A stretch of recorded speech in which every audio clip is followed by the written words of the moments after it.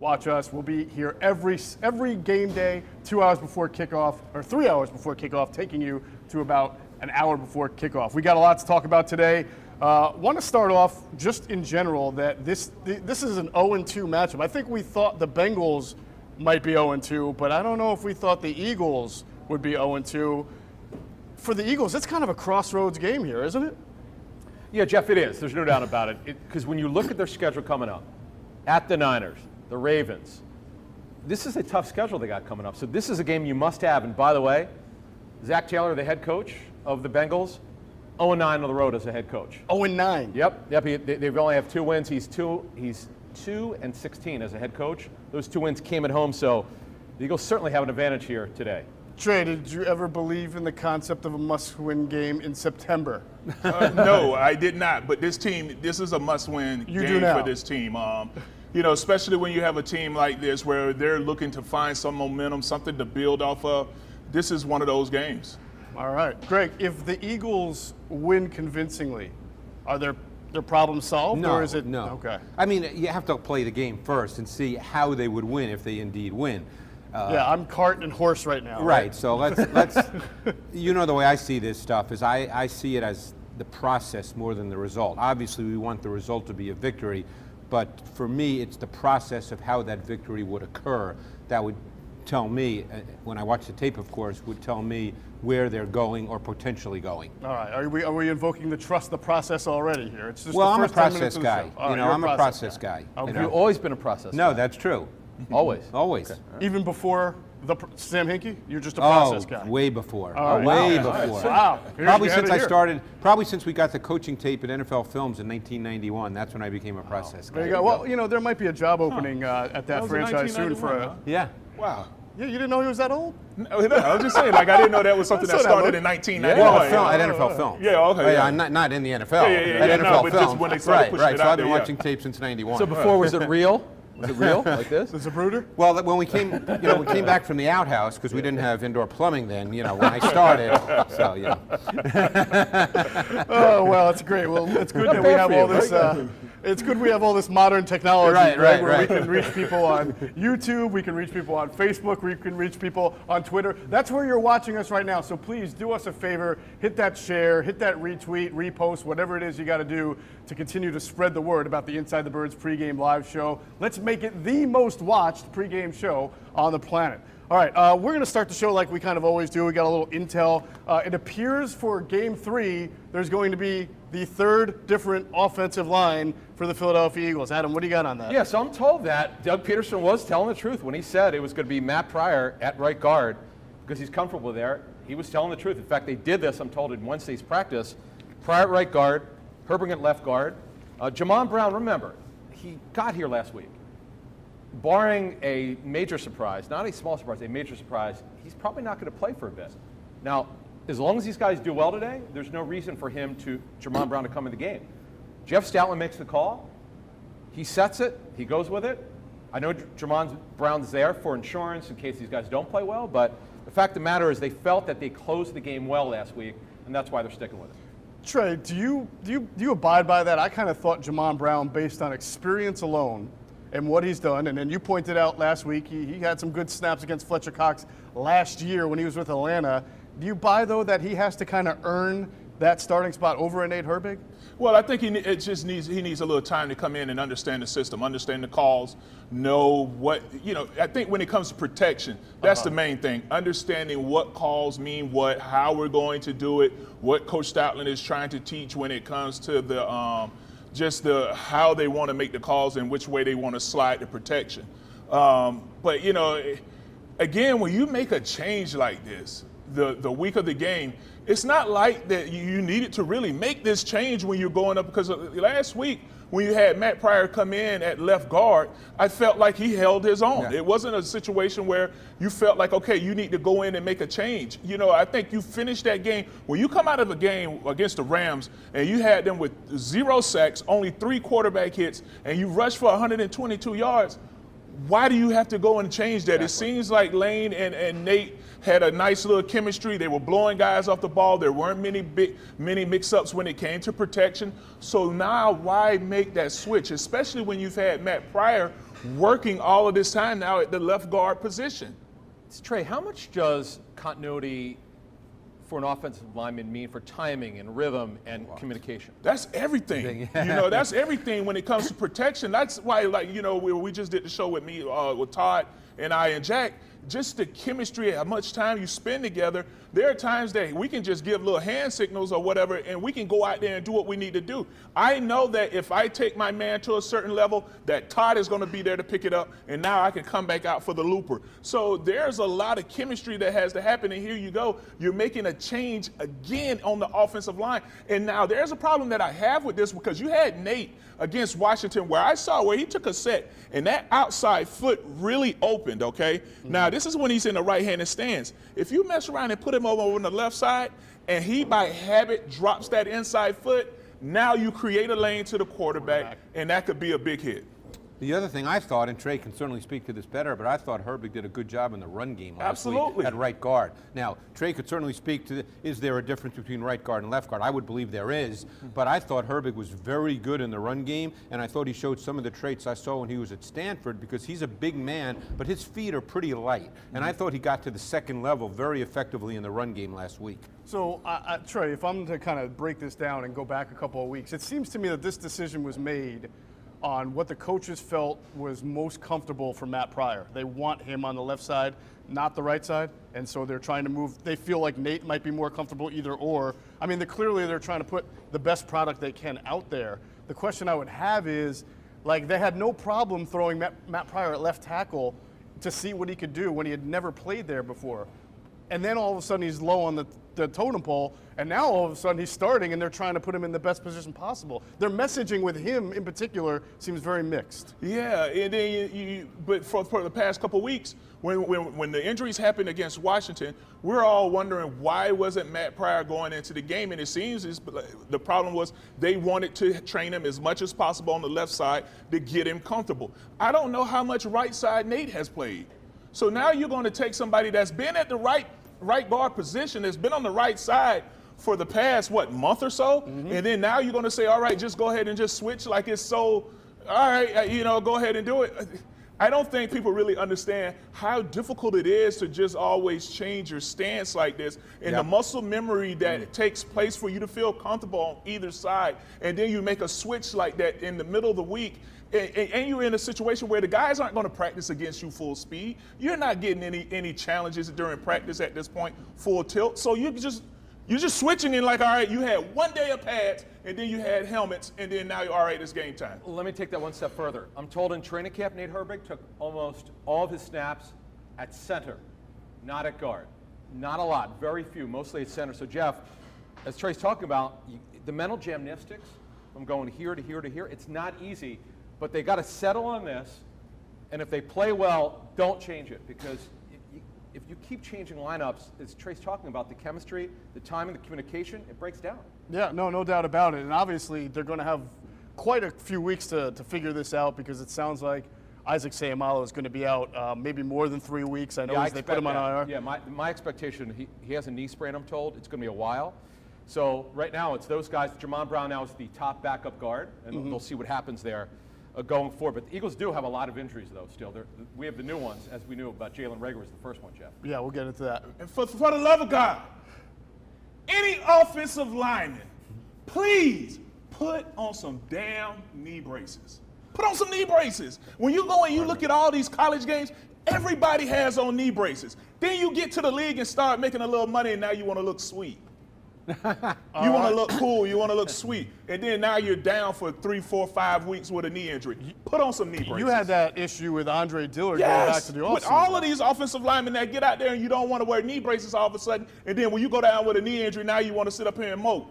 That could have been prevented. All right, well, Trey has sufficiently scared me enough that I'll be wearing knee braces next week and for the rest of the year while we do this show. All right, Remember, please retweet, repost, share the show wherever platform you're watching it on. We want to talk about more injuries, and we just mentioned Sayamalo, the knee sprain, is going to be out for a while. Jalen Reagor, the thumb injury that kind of, we saw him take some hard hits, didn't really know about it until a few days later, then all of a sudden surgery, and because he's an Eagle, he's going to be out for quite a while. And now the Eagles are kind of in a bind at wide receiver. Yeah, here's the interesting part about it. So he gets hurt in the game.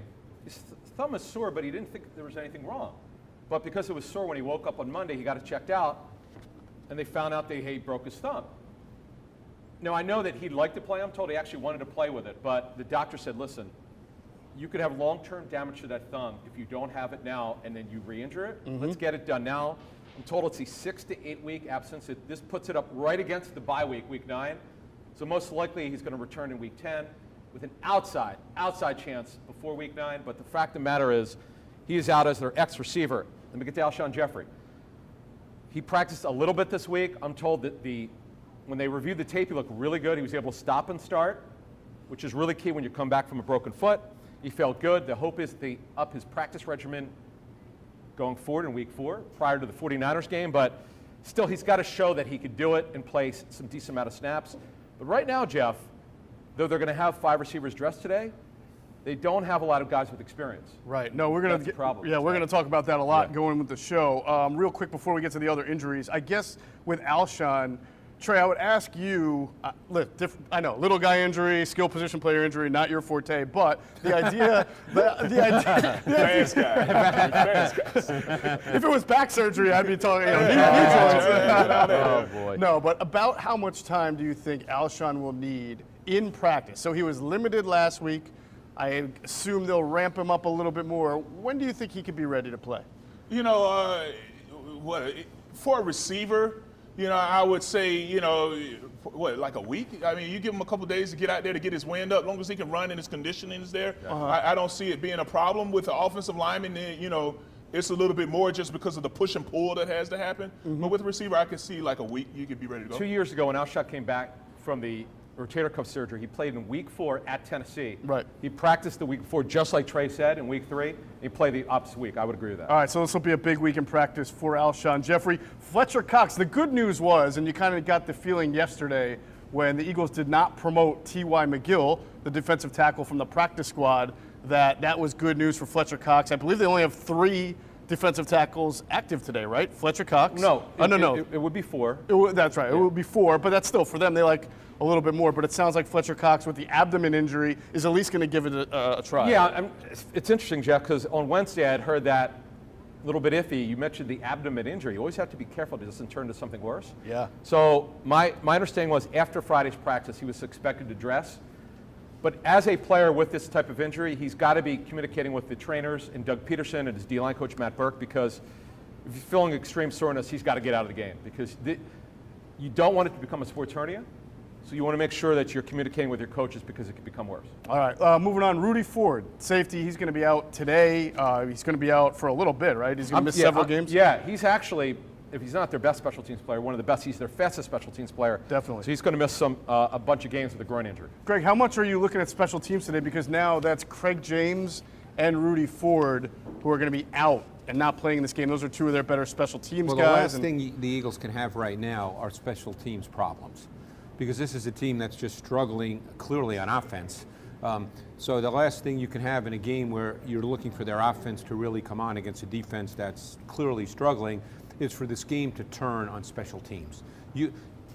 All you want today, in my view, is your special teams to be solid and consistent. You don't need big plays. You don't need anything special. You just can't have them make mistakes.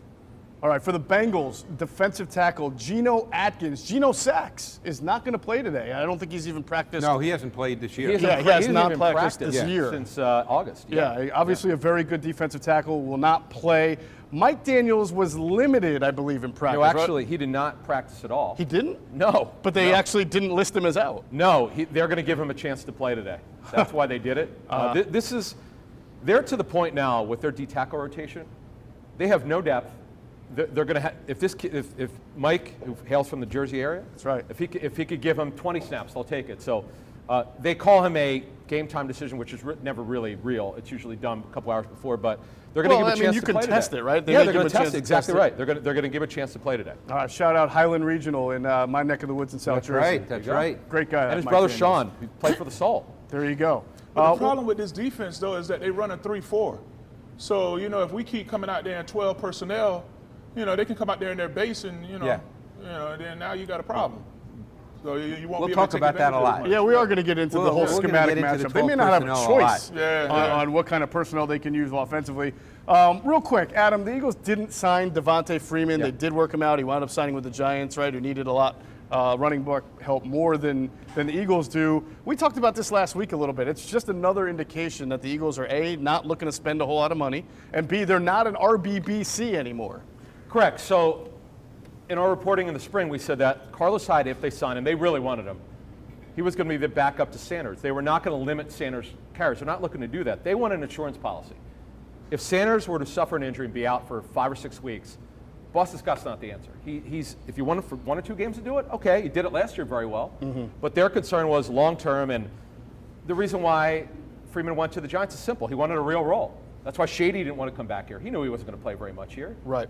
And plus, Boston Scott has a role on third down if you need him to. So, yes, that's it. There's the only guy that's out there. I talked to a team that's interested in Lamar Miller. Lamar Miller's the best back out there. He's 30 years old, coming back from ACL reconstruction. So that's where that's at. The Eagles will see Devontae Freeman, I believe, Week 7 Thursday night. That is the first Thursday night game of the year for the Eagles. They'll be playing the Giants, so that'll be an interesting matchup. As far as protected players from the practice squad, the Eagles protected Graylin Arnold, T.Y. McGill, Luke Juriga, the center, and Deontay Burnett, the wide receiver. They also added Trevor Williams to the 53-man. He's the backup outside corner right now. So, again, it's kind of one of those positions that we look at and say the Eagles really need to stay healthy at cornerback with Avonte Maddox, Darius Slay, and Nicole Roby-Coleman because they're one injury away from having Trevor Williams having to play a lot of snaps. Yeah, and he did start with the Chargers. Not that he was ever what I call a good player, but he was more than serviceable, and something happened to him. Like this spring, when the Eagles cut him, nobody wanted him. Right. So who knows? But the guy has started games. He started meaningful games earlier in his career, and he clearly is their top backup outside corner. That's where they're at now. All right, I would have to think that Graylin Arnold, who's a safety cornerback hybrid, is up for special teams with Rudy Ford out. Good point. And I would have to think that elevating Deontay Burnett, guys, is what you have to do when you only have 3 or 4 healthy receivers, one of who's a rookie who hasn't been playing very much. That's where that's at. No, when you look at Burnett, he was one of the best receivers in training camp. Now, he was with them before last year. He had to play down the stretch. He was with the Jets last year. So right now, Geoff, they've got 5 receivers they're going to dress. Burnett is the 5th, but I'm going to be very interested to see what happens with he and J.J. Arcega-Whiteside today. Real quick, do you have thoughts on Burnett? Did you watch him out of college? I did. Went to USC. He was Sam Darnold's main target at USC. And I thought that he was your classic kind of smaller possession receiver, very good route runner, good feel for getting open in the short intermediate areas, not a burner, and I believe he chose not to run a 40. I don't even know if he was invited to the Combine, but he chose not to run a 40 at his pro day, so no NFL team had a true 40-yard dash on him. It wouldn't have been super fast. He's not that kind of player. But I thought he was very good at finding voids and zones. And I thought there would be a place for him in the NFL. I thought he was a draftable player coming out of USC. He seems to be a kind of a wise practice squad stash for this team, a guy who can play, but you know that receivers who can catch a little bit are a dime a dozen, so you're not worried about a lot of people signing him off their practice squad. But he is someone that they've relied on in the past. He helped them in December last year. That's why, Geoff, they cut him. They thought because nobody wanted him last year when he was on their practice squad, they took a chance and he cleared waivers. You're exactly right. That's exactly why they did that. I have a question. Is that the first time you've seen a receiver choose not to run a 40? I don't know if it's the first, but it's very odd for a receiver not to run a 40. That's like which was really surprising because clearly if you watch his tape and you know what he is, you know he's not a burner. So he's not going to run a 4.4 anyway. But maybe he thought, I don't know whether he was injured. Maybe he was afraid he'd run a 4.72, which but he ended up not getting drafted, which is not a good deal for him. I know KJ Hamler did not run the 40 last year because he was going to do it at his pro day, and then I think that got negated or wiped out. He had an injury. He had a hamstring injury. Plus, if you watch his tape from Penn State, he has an explosive element to his game. There was no concern among NFL people that with KJ Hamler's speed or burst. Right. Burnett was a different kind of player. Mike Williams from the Chargers, who went to all of a sudden is escaping me. He was Clemson. Yeah. Did he not run the 40 as well? No, I think what happened, Keenan Allen was the one for the Chargers. Oh, if you maybe it was remember, Keenan Allen, yeah. He dropped to what? He was a third-round pick, right? Might have been. I think Yeah. he was a third-round pick. He did not run at the combine. I think he ran his pro day. Okay. But once again, though, with speed, if you could get open, Geoff, the thing that the Eagles like about Burnett is he has the ability to get open. Correct. That's what he is. That's what he does. And there's a value in having that type of player. Yeah, sure. And 40-yard, it's funny, and I've been going to the combine since 1999.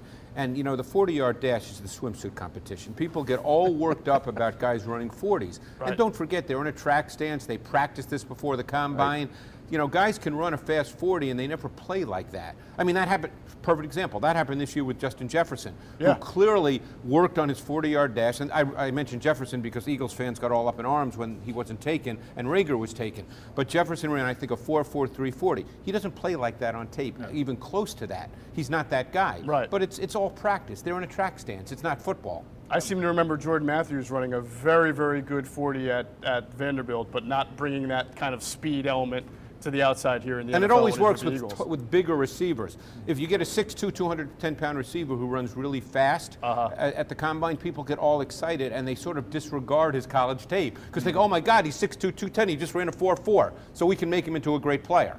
Yeah. Well, when I ran a 5.2 at Florida State, when I in came the 10? I thought you ran a 4.2. No, I came out in all spandex, and track shoes, and I like a cat suit. But you didn't do it like Andre Smith did years ago out of Alabama when he did it with his shirt on. Hey, this is a family show, Brad. Cut that out. I only ran it one time. They said 5.2. Good enough for me. Let's go get paid. Some things you just can't unsee. No. And that Andre Exactly. Smith That's one, exactly it. I'll never be able to unsee that. Speaking of can't unsee, Carson Wentz last week really struggled with inaccuracy. We got to get into this. I'm sorry, Trey. The first two shows we've done, we've led off with trench talk, but we really got to go with Carson Wentz on this one because last week's struggles, I think, were mind-boggling for a lot of people, and we got to really get into what's eating him. But before we even get into the mechanics of it, I thought it was really interesting this week that Doug Peterson was asked about Carson regressing. As someone, I forget who the reporter was, and he said, "Why is there regression?" And Doug Peterson actually said, that's a good question. In fact, we're going to hear from it in a second, but I can't remember the last time a head coach who was an offensive-minded guy, maybe Bruce Arians, outside of Bruce Arians, would actually have answered that with a good question instead of an immediate defense. Let's hear from Doug Peterson right now on his answering of that question. For us, it's a matter of continuing to work, I think as coaches and players, we continue to strive to get better every single day. I just don't want Carson to feel like he has to make all the plays every single time. I just want him to just be Carson, and you guys know him. You've been around him. You've heard him. His demeanor is he wants to do everything right, and we've given him control to do that. But we just got to continue to work to get better. And I don't think anybody can totally master, the sport. You're constantly learning and getting better, and that's what we got to do and continue to coach that. All right, well, very interesting comments and remarks there from Doug Peterson, who's normally very protective of his quarterbacks. Adam, what did you make of that? Well, I think he was telling the truth in terms of he's the guy who's calling the plays. He's the guy who's with him every day. We all know Carson is not been as good over the last 2 years. Now, what he should have said is, look, I don't necessarily agree with that. Carson needs to improve. We need to keep working with him. But he didn't. I've seen something different from Peterson this season. He actually did it after the first game. He is not just immediately backing up the quarterback. He doesn't need to say his name. We know what he's talking about. But then on Wednesday, Geoff, then he got a little bit defensive. Then he started protecting Carson. So I'm seeing a little bit of a different Doug Peterson with a particular quarterback because I'll tell you what, the way I've heard it, Geoff, it's real simple. They're coaching him hard. They're teaching him. He's in there Monday morning. Is he taking the coaching? Well, that is a good question, one that we've asked. And just for the record, on Wednesday, as Adam was referring to, Doug was asked more about Carson Wentz and the mechanics and what's going on. And Doug sang a little bit of a different tune. He said, look, he asked the reporter, have you ever played quarterback in the NFL? There's no such thing as missing layups, but that's a term that, Greg, you've talked to us about, and just talking about the routine pass that normally Carson Wentz makes that he was not making last week. Well, then I guess someone should tell Troy Aikman that, who talks about that in every telecast, that there's routine throws in the NFL that you just can't miss. And Troy Aikman obviously knows a little more about NFL quarterbacking than I do. But I would say this, in studying quarterbacks for a long time, and Adam knows I do this, and I've talked to a lot of people over the years to learn the position. If you break it down, there's two parts to playing quarterback. Now I'm giving you the Cliff Notes version. It starts with mechanics and fundamentals. That's where it starts. You could say this is true of any position, but it starts there. Then you get to the other things that we all think about as far as understanding your offense, understanding defense, putting that together so that you throw it to the right receiver at the right time with the right kind of throw. That's a separate part from the mechanics and fundamentals. If the first part is not there and not there consistently, the mechanics and fundamentals, you will always struggle with the second part. Always. That's just the way it is. So I'm not in the building. I can't tell you what he's being taught. I can't tell you what he's taking in or not taking in. But the reality is the mechanics and fundamentals are point A. If you don't do point A properly, you don't get to point B effectively. Trey, I think we asked you last week, I'm going to ask you again. When something comes down to being an issue of mechanics and fundamentals, how much of that is on the coaching? Adam says he's getting coached. How much of it is on the guy to receive the message? It's going to have to be on the guy to receive the message as well. But I think a lot of it is on the coaching too, because you cannot let anything slide. And that's the tough thing about being a coach. And you can't be their friends. You know what I'm saying? Because you have to be, to be a coach can sometimes is a little prickly at times, because you're constantly, hey, hey, you need to check your footwork. Hey, constantly, you have to constantly correct and correct and correct. And once you let something slide, that's when bad habits start taking over. And that can be it can be draining at times, but all the great coaches are constantly correcting players, and it's up to the player to receive it. But you have to always, as a coach, drill it. You cannot ever just think that, oh, okay, they got it, let's just go move on. There's a very simple expression in the business of coaching, that if you don't coach it, you let it happen. Yeah. All right. And you have to coach. Now, again, we're not there. Right. But to play off what Trey said, if Carson is not taking it in, and we don't know this, so I'm not saying that's true, but let's say that's the issue, then you have to find a way to get through to him. Exactly. So he does take it in. That's the job of the coach. Right. He's still a player. And by the way, he's not a young player anymore, but it's not as if he's a grizzled old veteran. It's still, you have to find a way for the player to take it in properly. We talked about accountability with Carson, right? Because as a coach, if you're trying to get your message across, you have to hold your player accountable if he's not receiving it. But at the same time, you're not going to bench Carson Wentz. So I was wondering if this week's press conference, this admission by Doug Peterson, that's kind of a good question, and some commentary, some critique, is really that middle ground that Doug can straddle right now as far as holding Carson accountable without just sitting him on the bench and then threatening to lose the game.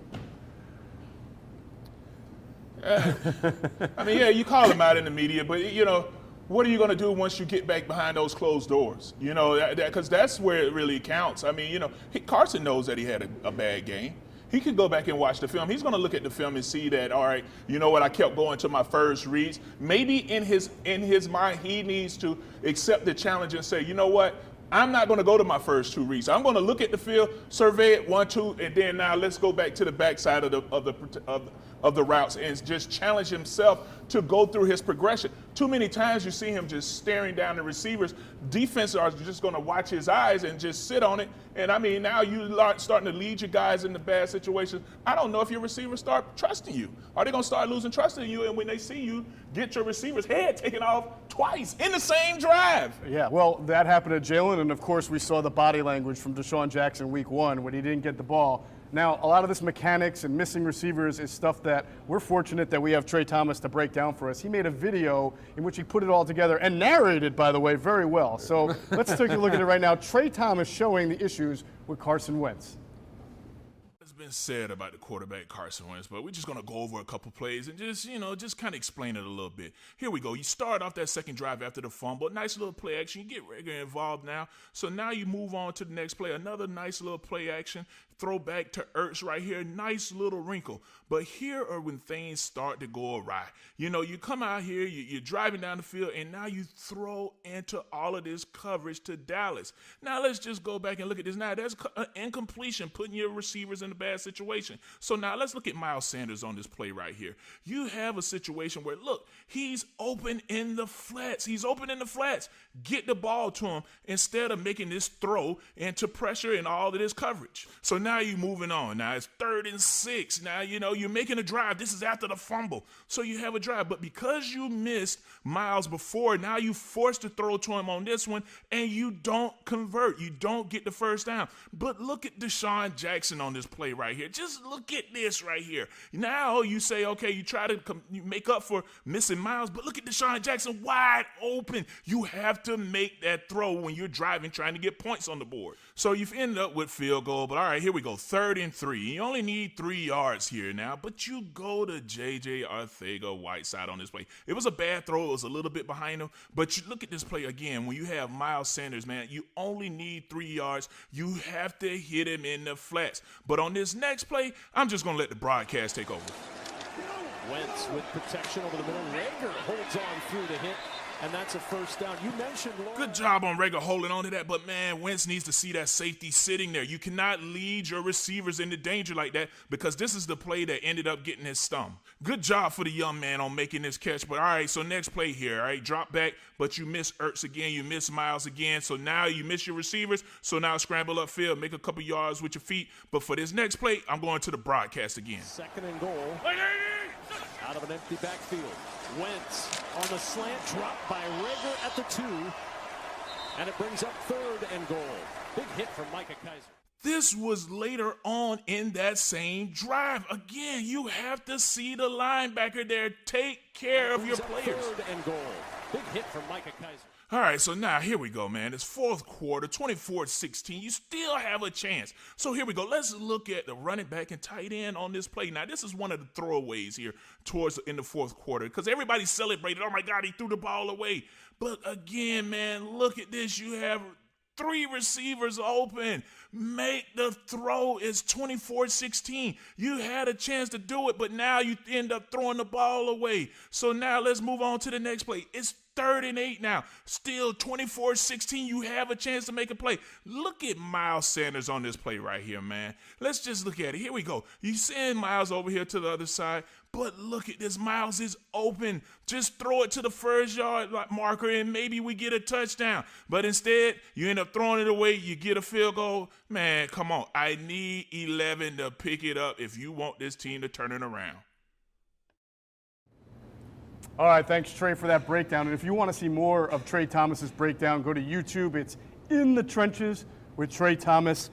Man, that was tough to watch. I have to imagine that was not easy to put together. Certainly, we've seen Carson go through some of this before, but when it all gets packaged into one game, Trey, what stood out to you after that? Just the missing of the open receivers, the opportunities that were there. When you go back and you look at when you're in the 4th quarter and it's 24, I believe it was 24-14 or something like that, and you have an opportunity to let's put some points on the board, but instead you get down in the red zone and you throw the ball away twice. Now, the first time you threw the ball away, you had 3 receivers open, but you're in there scrambling around. You don't want to take the sack, and you don't want to throw an interception, but then you don't take the opportunity to go ahead and hit those receivers that are wide open right there. And then on the second one, where now, you had an opportunity where you had Miles streaking up the sideline, where you sent him in motion, he's streaking up the sideline. If you just throw it to the first down marker, that's a touchdown right there, because he had the linebacker beat. But instead, you're scrambling around again. You don't want to make a mistake. You throw the ball away. You end up getting 3 points instead of 7. That could have changed the momentum of that game and gave a team that's looking for some type of spark that spark. But, you don't take the chance and make the throws. So then now you just walk out of there with 3, and then here we go. You got to try to make something happen later on. Greg, what do you make of a quarterback when you watch on tape who can be so streaky from one week to the next, who can have 2 weeks like Carson just had, but then, you go back to last year, they lose to Miami, everybody's down on everything, and then he comes and wins 4 games in a row? Well, it's funny because I did a deep dive on Wentz this summer. I probably watched 400 snaps this summer because I was home, as most of us were. And I made the note when I was done, and I kind of felt this even before I started, but you have to watch the tape, that I see him as much more of a playmaking type quarterback than a subtle, nuanced, disciplined craft type quarterback. Now, I think you have to keep working toward being a subtle, nuanced, disciplined craft quarterback. That's what the position is when all's said and done. Now, are there quarterbacks in the league who can still make plays? And by the way, Wentz will make plays. He could come out today and make 3 special plays and they'll win the game. That's why I'm a process guy, as we said at the beginning. To me, it's about the process of playing the position the right way. That's the way I was taught the position by a lot of people through my 41 years in NFL films, starting with Bill Walsh. It's about the process. And I think that's where Wentz has to become better and better. He'll still make some special plays. We haven't seen a bunch of those through 2 weeks because those are plays that they're week to week. You can't count on those plays. You can't count on great improvisational plays as part of your offense. There are quarterbacks who make them, and Wentz is capable of that. But you cannot miss the routine plays in the NFL. You've talked to teams about the Bengals. We know that they're not very good. I have to think that sometimes for a struggling quarterback, a matchup like this could really be a help. You're working on things, but then you also know that there's some real weaknesses there to exploit. There are, but here's the thing with Wentz. You could be playing a high school team when you have bad fundamentals, when you don't get your feet set, when you point your left foot and you keep it static, when you don't bend your knees, you don't get good balance, when you fall away from throws. This is everything that people are telling me with the tape. It doesn't matter who you play. So if you go what Greg was saying, just play within structure. Yeah, there are going to be some improvisational plays, sure, if you're being pressured, but take what's there. And this has been the problem with him, really going back to the last season, Geoff. As one source told me, he's freelancing with his mechanics. He's doing things he was not taught. That's not acceptable. And it doesn't matter how smart you are. It matters what you do, and you take coaching. Right. Do what the coaches are telling you. Respect the message. Right now, you really have to ask yourself, is he taking the message in? Because he's doing things that he's not taught. Right. Trey, let's go back in time. Please tell our listeners, if you can, take us behind the scenes at the NovaCare, because Donovan would go through similar throws of inaccuracy. I don't know if that he was as much of a freelancer as far as not being doing what he's taught to do, but what would the Eagles do? What would you guys do as an offense when Donovan was struggling with his consistency? I think you would try to keep it simple. You know, let's try to get some easy throws. We knew what Fire liked to do. Let's get a couple easy throws. Let's go with a pass 67. Let him just show off his big arm so he could throw a deep pass downfield a couple times. But I think that one of the things I think Big Red did a good job of is just having a coaching staff that didn't pull any punches and had no problem going in and saying something to their players. You know, so, I was busy with dealing with Juan on my neck every week, so I couldn't really pay attention to what the coaches were telling Fire. But I think when you go back and you look at it, I think it was mainly let's get into some of those 3-step drops. Let's get you some big passes so that you can get comfortable, and now let's get going. Now, one of the things I think that Fire probably should have never done, he should have never stopped running the ball. I think he should have continued to have that part of his game, keep that in his game plan, because I think that's just what made him special. And I think some things are coachable and some things are not. I think what Wentz, his lower body mechanics to me are coachable. McNabb was a little different. McNabb was a bit of a locked front leg thrower. That's not really coachable because that's just the way a guy throws it. And he still had a powerful arm because most guys who lock their front leg don't have big arms. Mm-hmm. Like Alex Smith is a locked front leg thrower. So normally guys like that can't drive the ball. McNabb was a little bit of an anomaly. He just had a huge, powerful arm because his body was so powerful, as Trey knows. Mm-hmm. But that was something that impacted his accuracy at times. You were not going to change that. Yeah, no, certainly I think this is a big game for Carson, for the fans to feel it, for Carson himself to go out there and be the kind of Carson that he's expected to be. Interesting development last week was that Jalen Hurts was not only active, but he was also the #2 quarterback as Nate Sudfeld was deactivated for the game. We're going to wait and see. The inactive should be out in about an hour. We'll wait to see what the Eagles do with the backup quarterback situation there. But, Adam, you saw them get Jalen Hurts into the game, I think 3 times, and all 3 times he was a decoy. What do you think is the next step for Jalen Hurts? So I ran that question to a personnel man from another team. He said, when you do something like this, you've got it on tape, you need to expand it. You can't do the same thing. So maybe they have him in a Wildcat package, which is really what we thought when they drafted him. If they were going to get him on the field this season, they would probably do that. And you could do it in the red zone. where the Eagles like to be creative. You could do it anywhere you really want, but the fact of the matter is I doubt they're just going to do a couple plays and have him be the number 2 quarterback. I think they'll expand on that. But the question is, if you have him as a number 2 again, you have Sudfeld inactive. He's a number 2 quarterback going forward. Like, I'm not completely sold on right now that Sudfeld isn't the 2, but if you do it 2 weeks in a row, what is that telling you? I mean, it'd be pretty telling if Nate Sudfeld is deactive today, isn't it, fellas? Yeah. Yes, it would For be. 2 weeks in a row, yeah. Yeah. Let's see what happens today. What do you've watched Nate Sudfeld on tape? I mean, what do you normally see when you've seen either his preseason tape or the one game he was in? Well, he hasn't played a lot. I mean, I did him when he came out of Indiana, and I thought that he had a fast arm and a slower ball. You know, I thought he's a big guy who looks the part. And again, I can't speak to how well he knows the offense, what he's learned. You know, he's just a big guy, looks the part. You know, he throws it okay. You know, they drafted a quarterback in the 2nd round. I think that tells you all you need to know. That's not, you know, when you draft a quarterback in the 2nd round, that's not a throwaway pick. That tells you all you need to know. But that's going to be something that we talk about, I think, for quite a while, because you're right, but they're pretty clear in their messaging that they drafted a backup quarterback in the 2nd round because they believe in the value of a cost-controlled backup. Now, we can all sit here and say that's bogus. Look, in we an don't ideal believe world, they want Carson Wentz to be the quarterback for the next 10 years. Right. But Carson Wentz has an injury history. I will come back to the same thing. I hate to keep repeating it. They drafted a quarterback in the 2nd round. And I think that's one of the reasons why they dress Hurts, you know, for that game. Because when you come off of an 8-sack, 15 quarterback hit game against the Washington football team, you know, you mess around and go out there against Aaron Donald, who knows what was going to happen. You really wasn't sure what your offensive line was going to be able to do. So to give yourself a chance, you know, if Carson doesn't make it out of that game, let's get somebody in there that can be a little bit more active, that can move around just in case the offensive line wasn't up to par. Did Jalen Hurts throw a pass today? Yes.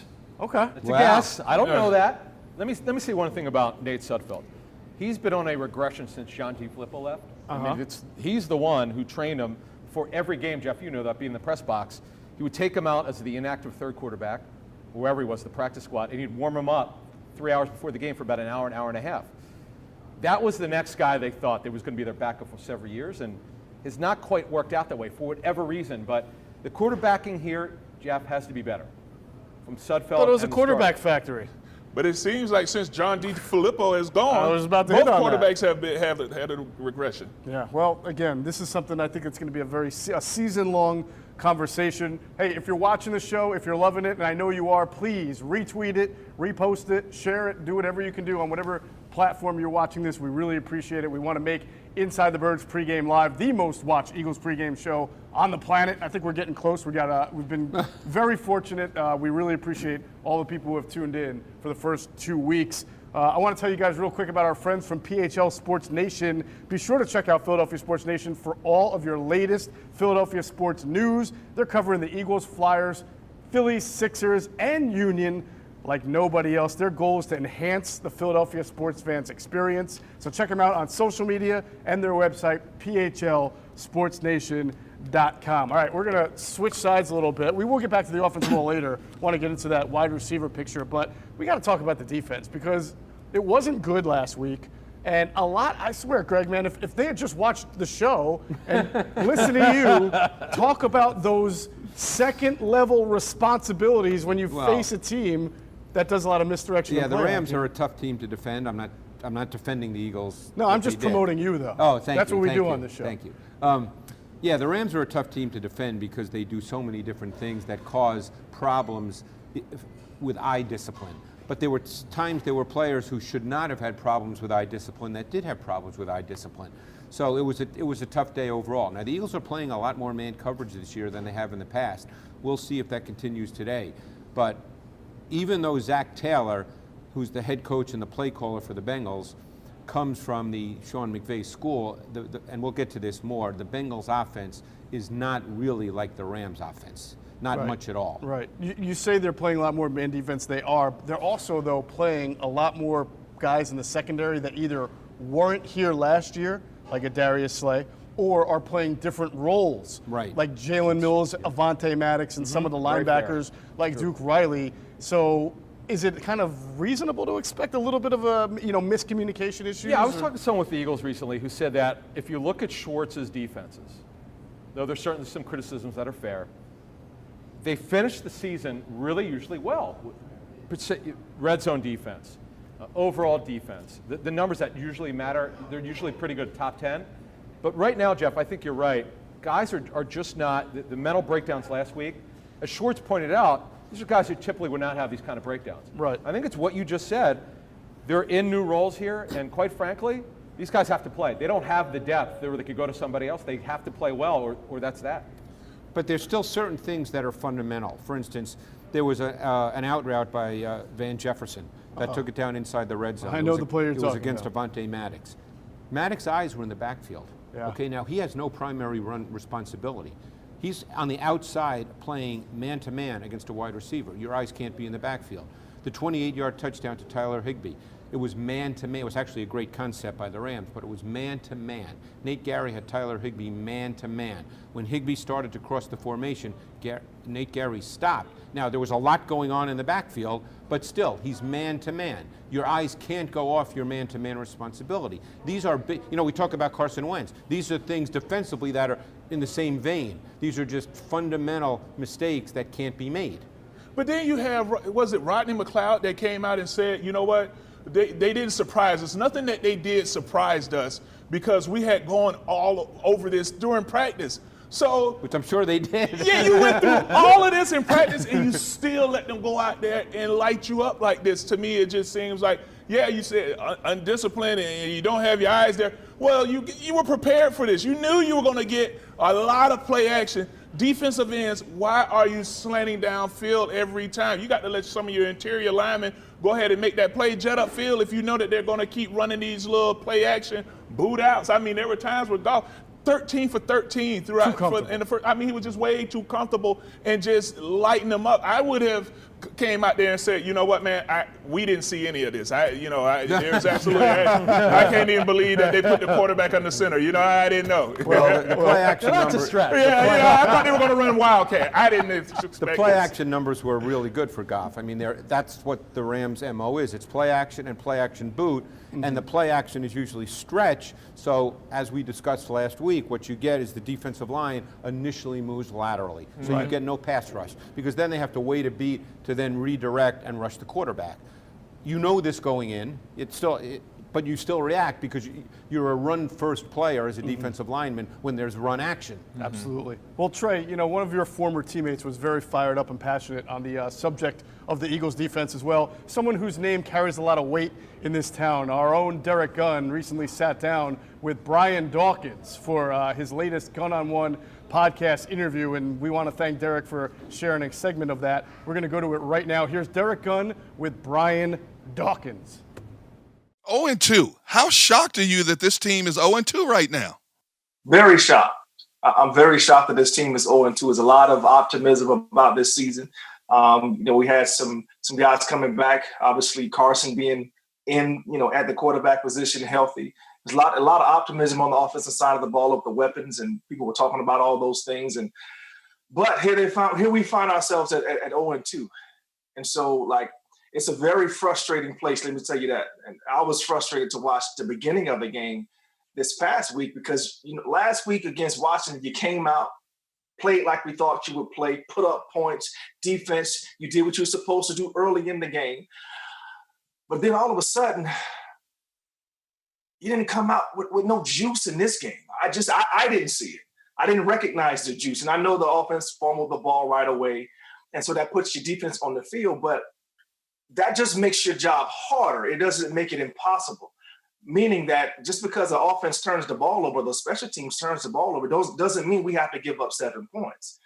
So giving up all those points, the same thing last week against Washington.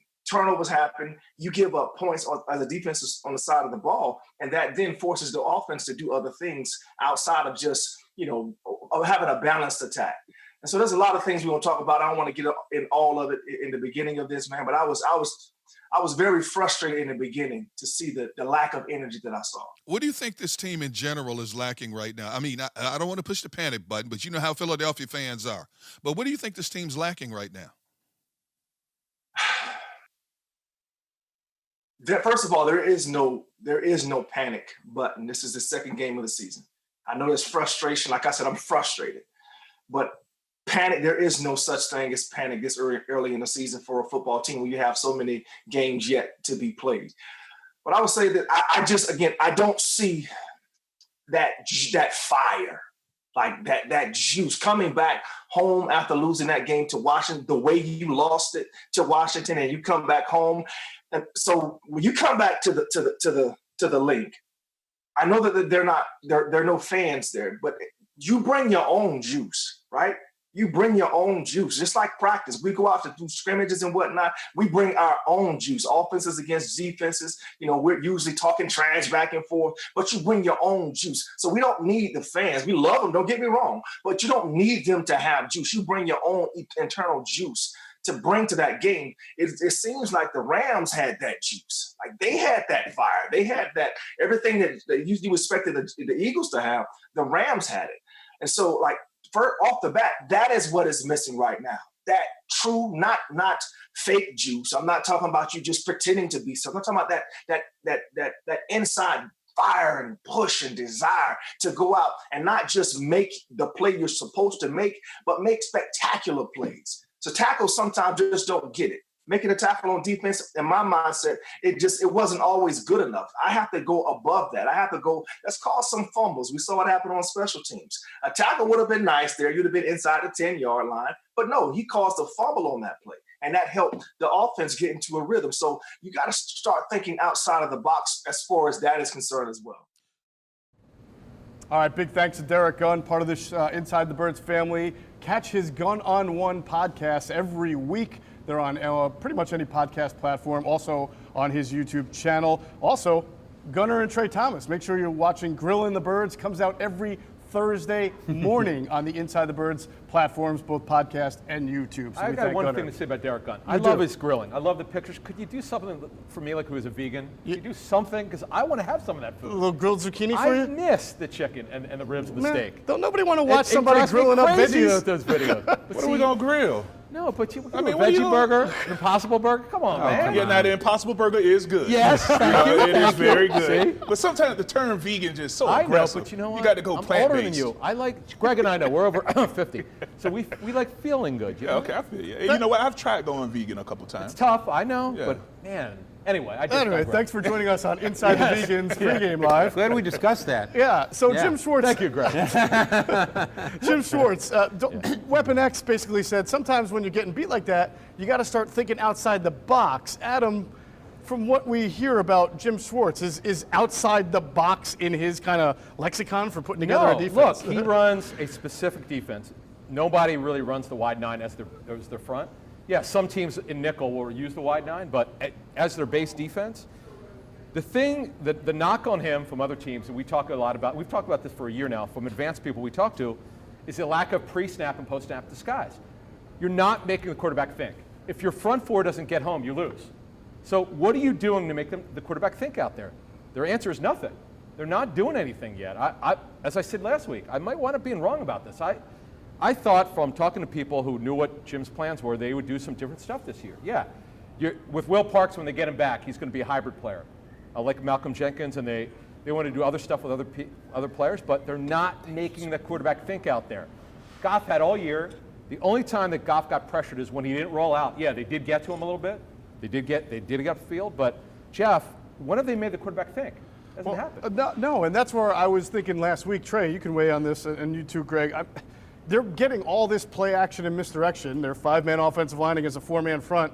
Isn't that a little bit more hard to do if you try to bring someone in late, and especially if Jared Goff is getting comfortable? Don't you have to do something a little bit to make him uncomfortable? Especially when it went from 8 for 8, 9 for 9, 10 for 10, and going and going. Yeah, you just had the defense. I think one of the things that a major change that they could have done is whoever's on the backside of the rush, your defensive end, rush upfield. Mm-hmm. I want you to go upfield. Don't come climbing down in there. Don't try to go down there and make the big hit in the backfield.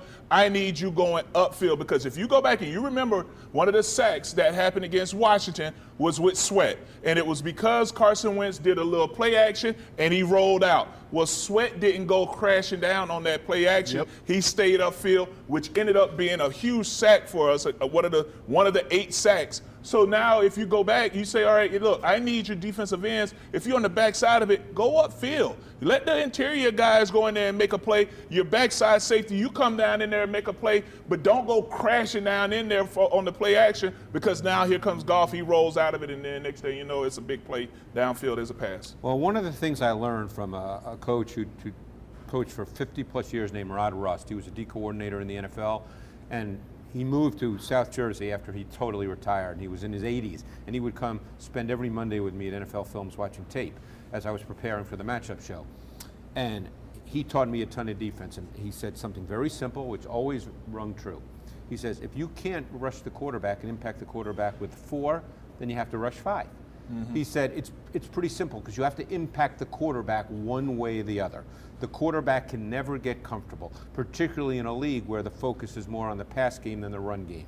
So again, now you're getting into all kinds of schemes and tactics as to how you go about doing that, because there's many ways to rush the quarterback, as Trey knows. Mm-hmm. But if you can't get there with, and again, getting there does not mean sacking the quarterback necessarily, because there's even a team that's a great pass rush team, they're not getting 8 sacks a game. It's impacting the quarterback. It's making the quarterback speed up physically, and when you speed up physically, you speed up mentally. So you've got to impact the quarterback.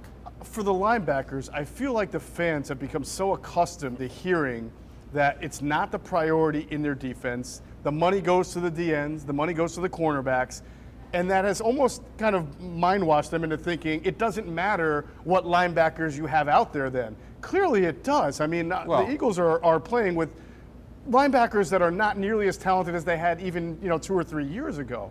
Well, obviously every position matters. The NFL game has changed a little bit. Now, this is not necessarily true of every single team, but the NFL passing game has changed a bit in that it's much more of a focus on quicker game concepts.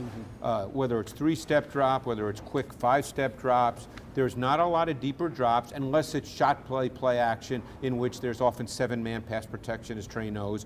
But the game is quicker now with the pass game. So I'm not suggesting the pass rush isn't as important, because there's always going to be 3rd and long. Always going to be 3rd and long in NFL games. Right. But now, and this is one reason I'm sure the Eagles are doing what they're doing this year, is playing man coverage, particularly press man, has become much more at a premium in the league, because if you can't get to the quarterback in normal down and distance situations, you've got to disrupt receivers.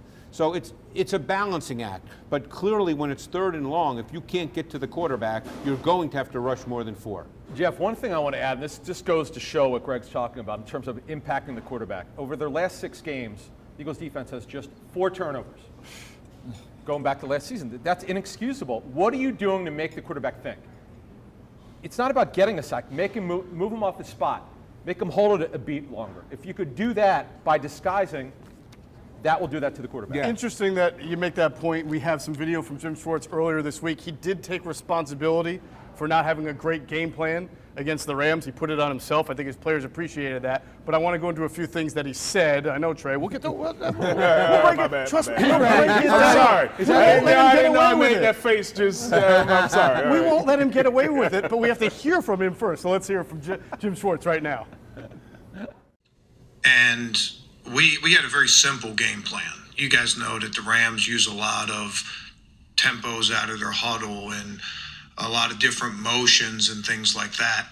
And the whole sort of theme was to try to make it as simple as we could. And we've had success with that in the past. But in an effort to do that, I also created a lot of conflict with what the guys were doing. And it gave them a lot of stuff to look at. And what I thought would make it easier didn't make it easier. It made it harder. And looking back on it, I mean, I came right in after the game and watched the tape. I really should have had a more complex game plan. And it sounds funny to talk about, but a more complex game plan would have narrowed the focus of each individual player. Would have made it more difficult to execute, but it would have narrowed the focus. And I think that we could have done that. We went to that after about 3 series. We made a little rally, but it was too late, and I take that on myself. It's my job to put the players in good positions, and particularly in the first 3 series, I didn't do a good enough job of doing that. And it looked like we were having miscommunications or, different things like that. That wasn't the case at all. It was just guys having too big a scope of what they had to do in a particular play, and their attentions were divided. Playing a lot of that stuff the Rams do is a little bit like playing triple option football. You need a person on the dive, a person on the quarterback, a person on the pitch, all those different things. And, that's sort of what you had to do to them. And that's where we got derailed. And I take 100% responsibility for that. All right, that was Eagles defensive coordinator Jim Schwartz. Two things really stuck out. He said that miscommunication wasn't the issue last week, which has made my eyeballs fall out. And the second thing he said was he felt he put in too simple of a game plan, not complex enough. And, we just had Adam talking about league sources who watch Jim's defense say that it's predictable. It's not complex at all. And now in terms Jim, of what they do in terms of what, right. Yeah. And now he's saying it's too simple. All right, Trey, I'll let you have it now. Yeah, I mean, it is what it is. When you can go out there anytime, you can make a point, and he's not going to blitz. So he's not going to send any blitzers. He's not going to run any cross dogs or any too many games or whatever. Your defensive ends always get in the same stance, so they're going to make contact at the same point. So now you can tell your tackles, go ahead and jump them. So, I mean, what they do is extremely basic. I mean, you go back and you look at what your interior linemen are going to bring. Every now and then you have Fletcher Cox that could possibly get a big rush or something like that. But when the quarterback can get rid of the ball at 1.5 seconds, I mean, that kind of negates anything that your interior lineman can produce. Adam mentioned that the Eagles have not had a lot of takeaways in the league, okay? And that goes back even to last year, I believe. They were a high takeaway team. Going back to last year. Last 6 games, only 4. Do you believe that what Trey is saying about the defense and not really making the quarterback think is a big part of why they're not getting turnovers? I'd answer that question this way just because, I've seen a lot, and I'm not saying Trey hasn't. I'm not necessarily disagreeing, but basic is okay if you have great players. Yeah. Like when Seattle was the Legion of Boom, everybody knew what Seattle was doing. There was nothing sophisticated, detailed, or complex about Seattle, but they had great players. Right now, in a pandemic offseason with an influx of new players, the Eagles, and I don't think anybody would say they have great players across the board on defense. If you're basic without great players, it can be tough. Right. But I would agree with Jim Schwartz on one thing. I don't believe miscommunication was the issue at all. The guys just didn't execute basic stuff. When you're playing man-to-man, you can't take your eyes off your man-to-man assignment. It's as simple as that. Right. But I also do agree that you can do some things defensively that don't have to be that detailed or complex, that can create, you're just trying to create a moment of hesitation for a quarterback. That's all it takes. Greg, you and I were talking earlier before we started the show. You were talking about what the Steelers do on third down. Yes. Is it disguise? It's deception. Yes. That's what I'm talking about when teams tell me, they go, it's such an easy defense to figure out if you protect because they're not doing anything to make the quarterback call And again, the ball. it's not a defense of Jim Schwartz because, we're just talking ball right now, okay? But at the end of the day, the Steelers have had the same coordinator for a long time. I know Schwartz has been here for a long time. They've got the same personnel, basically, that they had a year ago. So they have players who know how to do all these kinds of things. The Steelers end up rushing 4 a good part of the time. Now, they do a ton of stunting, though, a ton of stunting, which the Eagles do not do. Right. But the Steelers, teams like the Steelers, what they do is they use a lot of disguise and secondary people in different positions. I don't think the Eagles are quite ready to do that. And when we do run a stunt, you call a stunt at the wrong time. You're running a TE against a vertical setting offensive tackle. And what I mean by that is you're going to have, when you're talking about offensive line protection, your guard set at a 45, and in a perfect world, you want your tackles going straight back. Well, if you run a TE, then that means now that if the tackle is setting vertical, then all he has to do is step inside, and then now the guard can come up. So it makes it extremely easy to switch off when you have a vertical setting offensive tackle. And then I think you look at how our defensive ends line up. They always line up with their inside foot back. So that means for them to have to run that TE, they have to take 2 steps upfield, and then you have to come back around. So that gives the offensive tackle time to switch back because you got to take 2 steps upfield. All right, now you're going to come. Now he can just sit back in there. You need your guards to be a little bit more physical against that. But, I mean, to me, it's just you call stunts just to call a stunt. And you're like, all right, we're going to give it a shot and let's see what happens. Which brings us, if we can, to a fascinating matchup today. And we need to get into a number of things, and we can't do it all at one time. But what you see a lot of with the Bengals through 2 games is you see a ton of shotgun and a ton of quick game throws. Okay, it's very hard to stunt against that because I personally think these tackles are vulnerable. You've probably studied them. I think they're vulnerable to stunts. But with Burrow, and he's very good at this, he's got for a rookie quarterback, he's got a very refined sense of timing and rhythm, and there's a ton of quick game. And it's very hard to get there with stunts versus quick game. Yeah, no, we're going to talk a little bit about Joe Burrow and what he's been able to do when we get into that part of the show. Real quick on the Eagles defense to continue. Normally, even without the turnovers, they've been a good red zone defense in Jim Schwartz's tenure. They right now are 27th in the league. They are allowing scoring at 77.8 touchdowns. That's not at good. A 77.8% clip. It's amazing that that's actually not worst in the NFL, but it is 5th worst. Last year they were 14th. In 2018 they were 1st, and in 2016 they were 3rd. So again, normally a good area. This year, after 2 weeks, it's only 2 weeks, but pretty epically bad for what they've been able to do in the past. It's just the mental errors that they're having, because coaching can only take you so far. If you set them up right and they can't execute, you got to change it. And that's really what Schwartz was talking about. All right.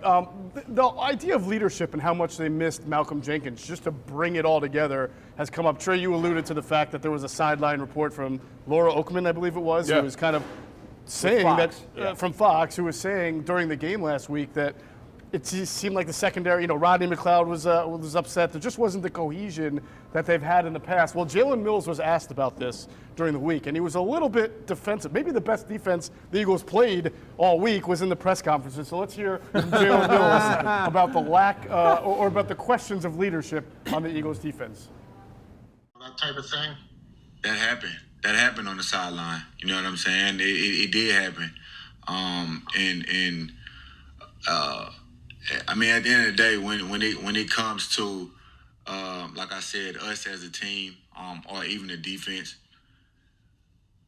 Malcolm did a lot here. You know what I'm saying? Could never take that away from him. Like I said, that's my big brother. I text him before the Redskin game, the Washington football team, and then I talked to him before we played the Rams. You know what I'm saying? Like I said, that's my big brother. But at the end of the day, I feel like that we got to get that out. You know what I'm saying? Like, people got to get that out of their heads. Like, everybody watched the game last night. 27 was playing for the Saints. You know what I'm saying?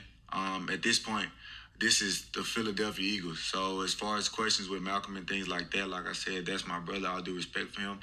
But can we, please stop doing that? Like, this team, we have enough leaders. We have enough captains.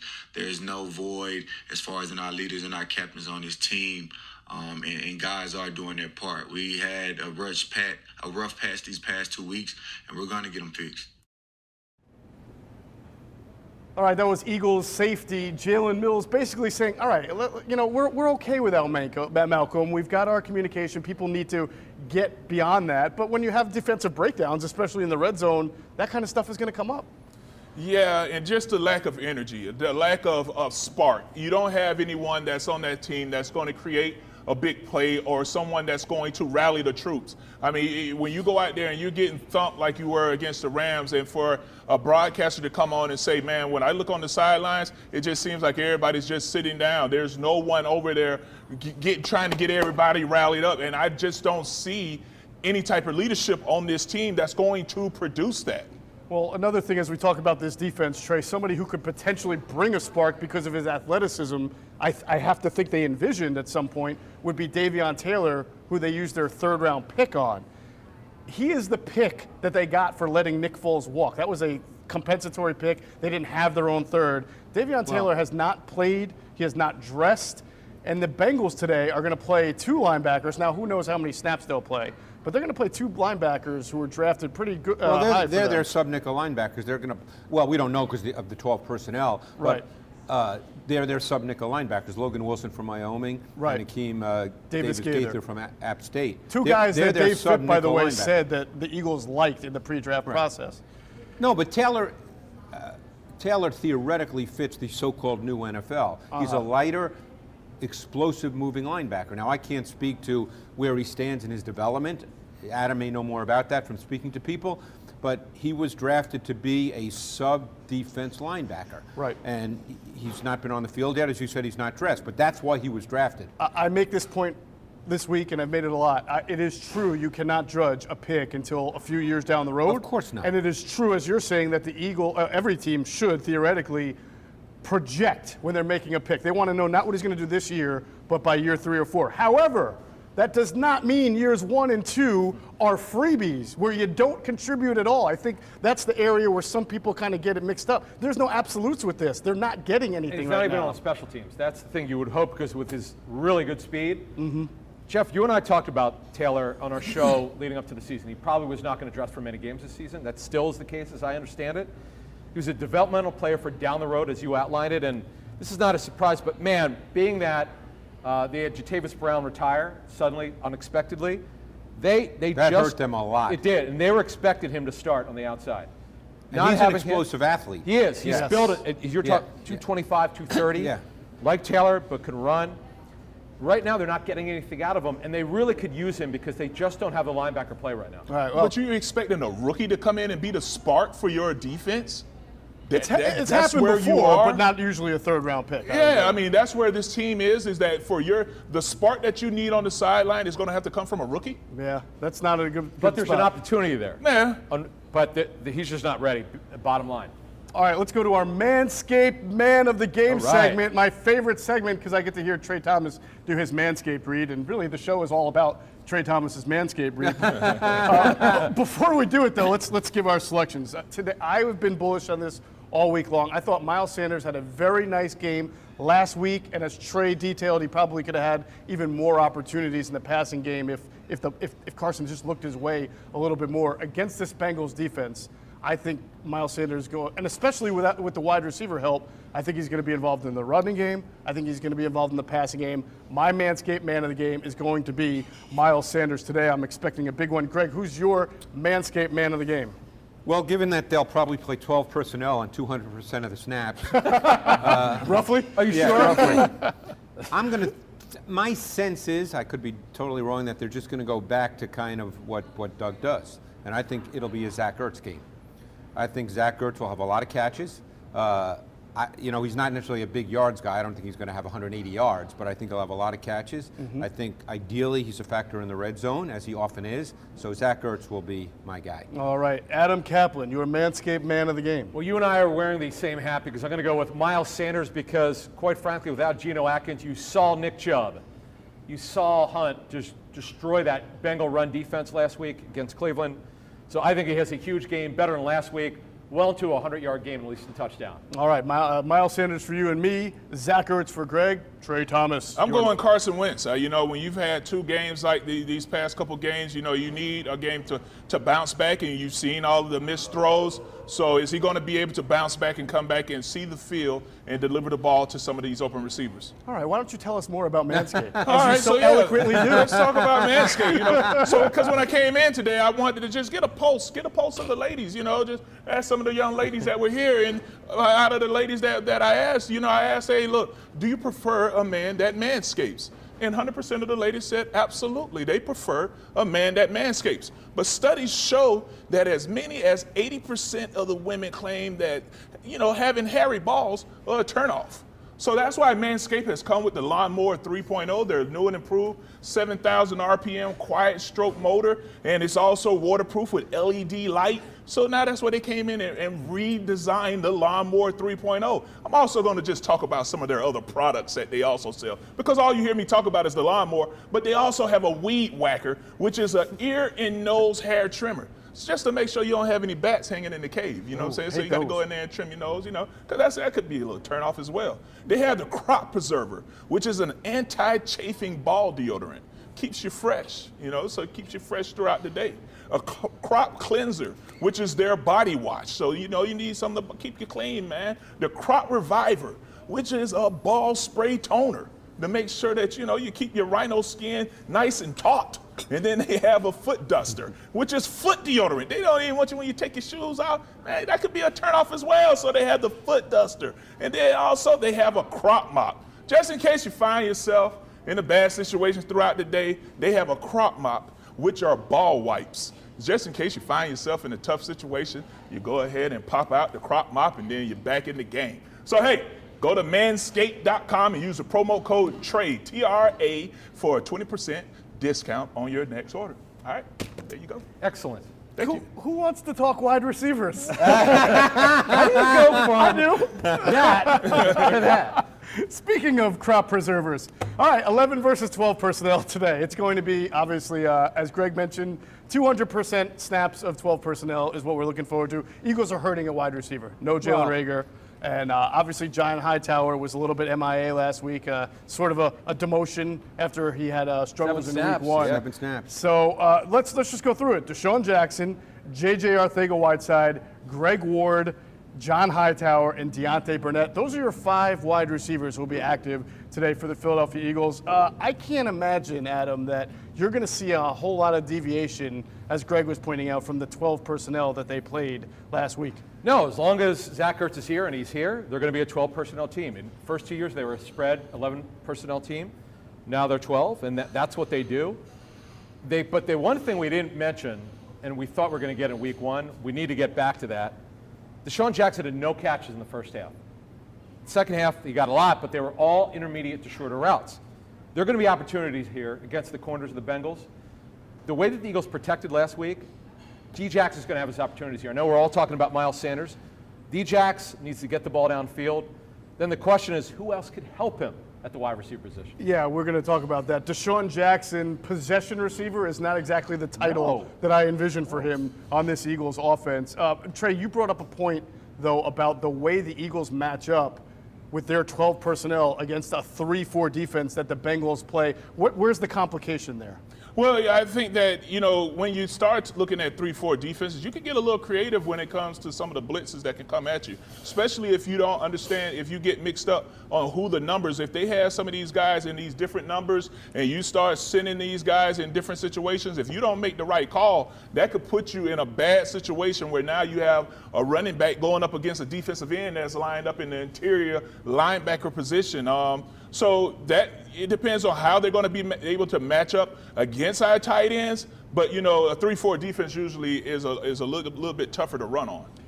Greg, I don't think they have much of a choice, though. I mean, when you talk about what they do 11 versus 12, I mean, they're clearly going to be more effective out of 12 than 11 with this set of wide receivers. Yeah, and I'm not suggesting it's wrong. Last week, 80% of their offensive snaps were in 12 personnel. Right. They lead the league through 2 weeks by far in the use of 12 personnel. Now, they led the league last year down the stretch in 12 personnel as well. And their offense was very condensed last year. Obviously, they won their final 4.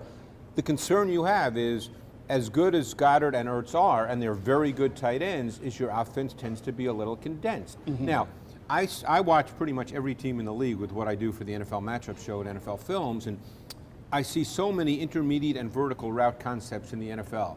I don't see a lot with the Eagles. Now, it's in the playbook. This playbook has everything. Every playbook has everything. I don't believe that you don't need great speed per se to run intermediate and vertical route concepts. But when you get back to Deshaun, you've got to attack vertically. Look, this goes back to football philosophy 50, 60 years, that if you have speed on the perimeter, you have got to throw 5 or 6 deep balls every game. Now, you're not going to connect on 5 or 6. We know that.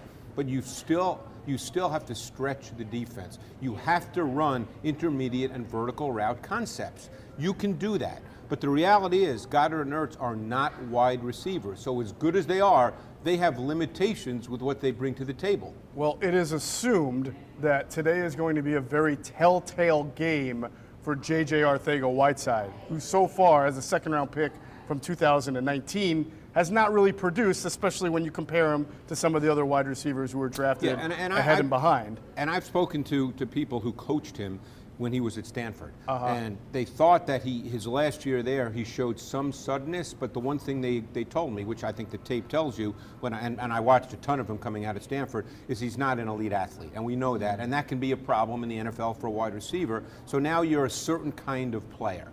And that's okay if you have other players. Mm-hmm. But if you're again, he's a second-round pick, so you're not necessarily drafting him to be just a certain kind of player. I don't think. No. I mean, I don't know the draft philosophy in the draft room, but he was a second-round pick. Is it going to be a telltale game because at the end we're going to know if he's going to get it or not, Adam, or is it just going to be telltale alone based on what the snap percentage is for guys at the X position today. Well, he is really, if you look at who they have available, he's really the only X. Remember, he was drafted to take Alshon Jeffrey's job down the road. Mm-hmm. And now, as you reported on our show in the spring, and it surprised me, they were lining him up in the slot position. But the fact of the matter is with this player, just talking to people who've looked at him, the thing that when you talk to receiver coaches, and Greg was talking about what he saw on tape, this one receivers coach told me, watch the first 10 yards with this player. His inability to separate within 10 yards and flash and get open. Like Allen Robinson's a guy people say doesn't run well downfield. Allen Robinson is so quick off the football, and he doesn't have the long speed. Right. Arcega-Whiteside. Alshon Jeffrey also similar. Right. Just, yeah. Alshon has it, but now he uses leverage. This kid needs to find a way to get open within 10 yards. You don't have to run at 10 in such a fine speed. Use your frame. You're 6'2". He doesn't win the first 10 yards. Watch that today. You're going to know right away. What do you think? You've watched the offense. Do you see anything, Trey, that makes you think that J.J. Arcega-Whiteside can start to pick it up and get it and be a functional part of this offense? You know, you would hope so. You know, that he could come out there and produce. I mean, especially when you got Metcalf out in Seattle just crushing it. But, so now, hey, man, come on. We need you to – where's the same receiver that was during training camp where you were out there having all of these big practices and all of that? And that's why it just tells me, like, you know what? People can't get all wrapped up in what goes on in practice out there too many times because you don't have a secondary that's challenging you the way you are in game time. We need you to have that same type of confidence in the game. And now my problem with it is he took a bad hit on that interception that Carson Wentz threw. So, he took a bad hit on that one in the red zone. You've just seen how Rager got his head knocked off twice. You saw Ertz just kind of flash his hands on one play where that ball was coming across the middle. Are they going to continue to have that trust in Wentz that's saying, all right, I'm coming across the middle, I'm going to have to go ahead and expose myself? Is he going to be putting me in a certain situation? And when you get thumped like that, like he did in the end zone, I don't know. But, the interesting thing about this pass game, and again, this gets to the nature of the pass game, is this is a between the numbers, between the hashes pass game because of the focus on the tight ends. There's not much to the outside. Now, again, and then you get into the whole issue of can they throw it to the outside because of who they put out there. But this is a between the numbers, between the hash pass game, and receivers are going to get hit in that pass game. There's not a lot of room in there. Yeah. I'm curious if you think because of his veteran, normally Deshaun Jackson plays the Z, so he doesn't get pressed at the line of scrimmage. He's a veteran, though. He's been in the league for a while. Right. If you want to get Hightower in the game, but you don't want to put him at the X, you don't want him, can you move Deshaun to the X and still get Well, you certainly can, maybe not on 70 snaps. Right. But sure you can. Okay. I mean, you're playing against, you got to think of it this way.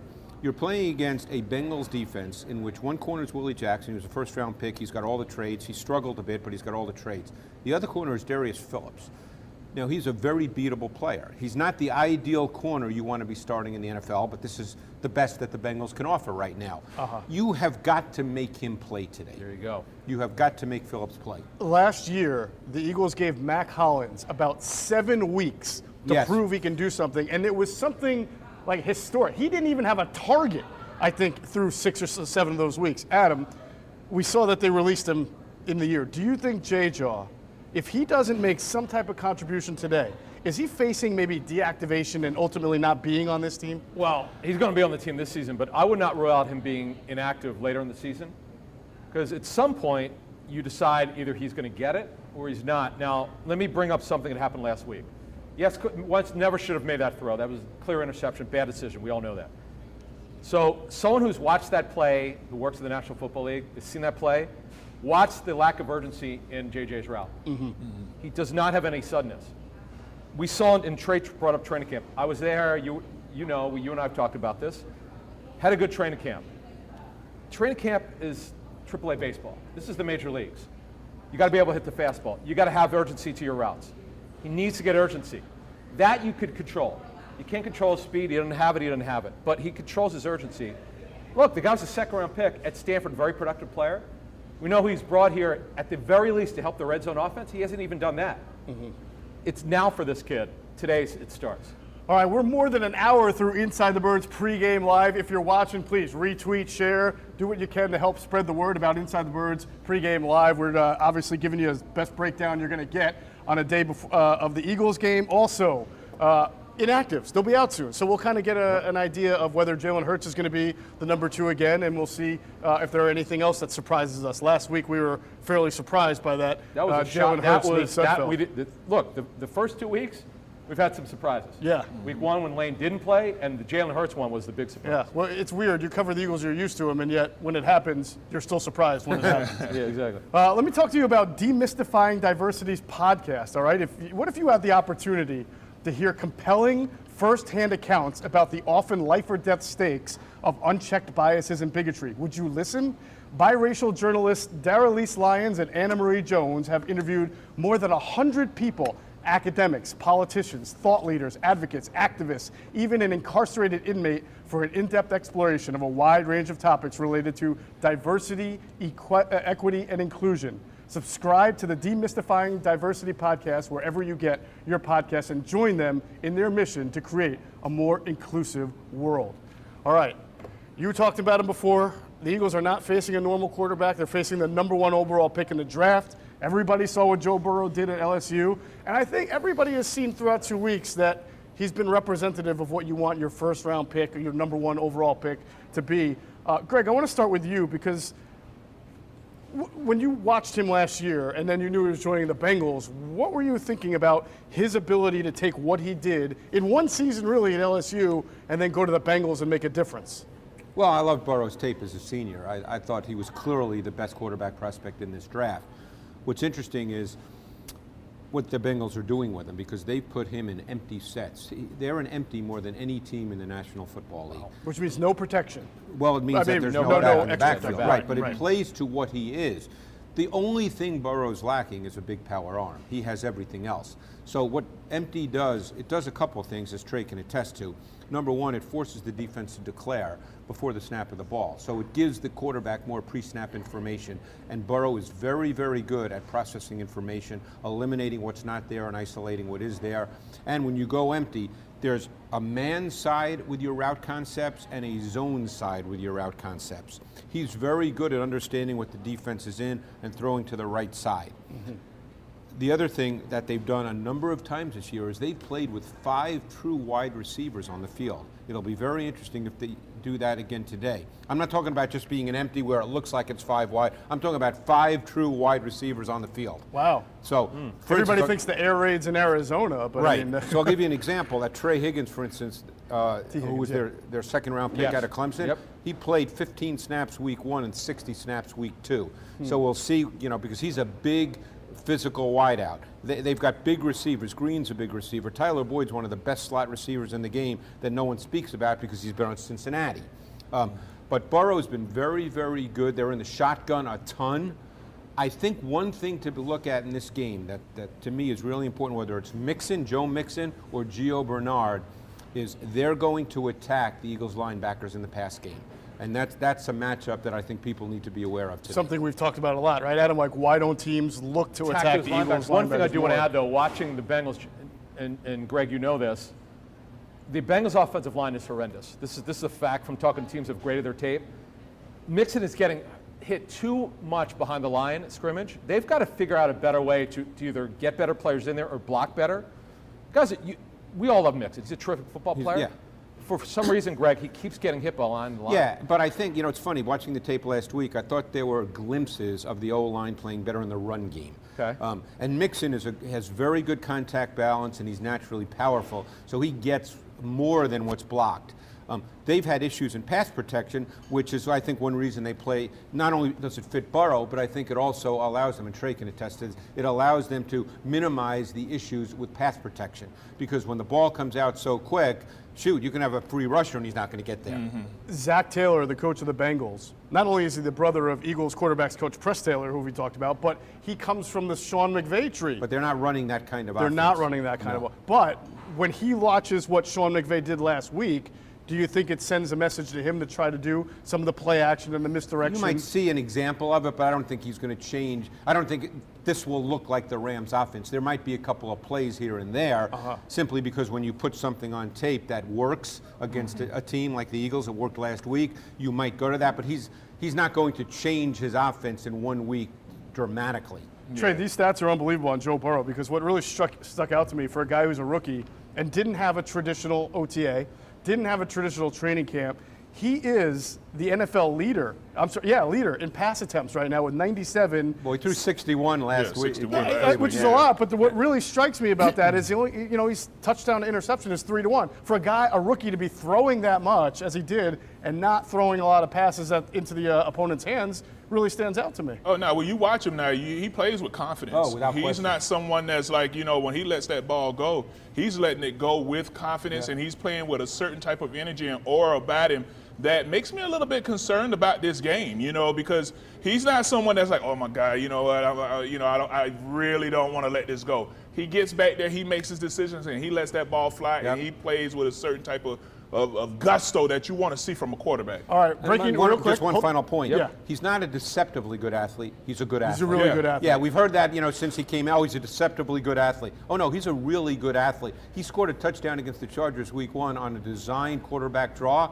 He is very good. He moves exceptionally well. My only issue, though, and it's not his fault, is 63 pass attempts. You can't have that. That won't happen. Yeah, they got to get the running game going. Yeah. Oh, here are the inactives. Nate Sudfeld, inactive again. Now we know who the number 2 quarterback is. Yep. It's Jalen Hurts. Jeffrey, we knew. Rager, we knew. Jason Huntley, Rudy Ford, Casey Toohill. Jamon Brown, as I said before an hour ago, they think he was ready. He's inactive again? Yep, He's inactive. All right. So no surprises as opposed to last week to this week. No. But Jalen Hurts still the number 2 He's the quarterback. number 2 quarterback now. Obviously, he must have made a giant improvement over a 2 or 3 week period, because they've basically said, if Wentz gets hurt, you're the new starting quarterback. I'm still surprised. Even if you're improved in practice, right? I mean, you go out there on game day without all the things we talked about in the offseason. And again, I'm not tough. suggesting he's going to take meaningful snaps today, but I know there are people in the organization, decision makers, who really feel that the NFL game is changing a little bit, not 100%. You still need to throw it from the pocket, obviously, but that the Lamar Jackson type run game. Yeah. Again, Lamar Jackson's a freak. Hurts is not quite that guy. Right. But that style run game is now something that's meaningful in the NFL. And I think they see Hurts, and again, I'm not saying he's the starting quarterback in 2 weeks, but that he brings that element to your offense. Certainly we're going to have to watch how they use him both this week and going forward to get a better read on that. If you like what you see right now, I got to tell you about our friends from Rebel Hill. If you're enjoying this show, and who isn't?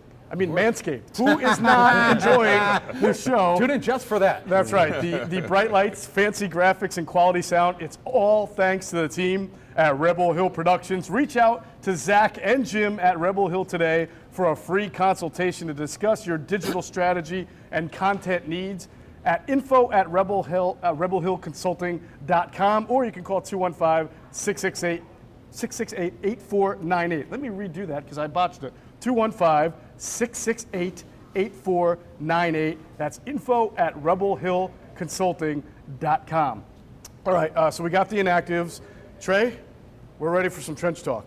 Are you ready? Yeah, I'm ready. All right. Do it. Trey Thomas, In the Trenches with Trey Thomas on YouTube. Got to check that out. So after a pretty bad performance in week 1, we all saw the hits on Carson Wentz. We all talked about it. Way better week 2. Carson was operating from a clean pocket for most of the game. Really want to highlight one player in particular, and thanks again to Trey Thomas for doing this.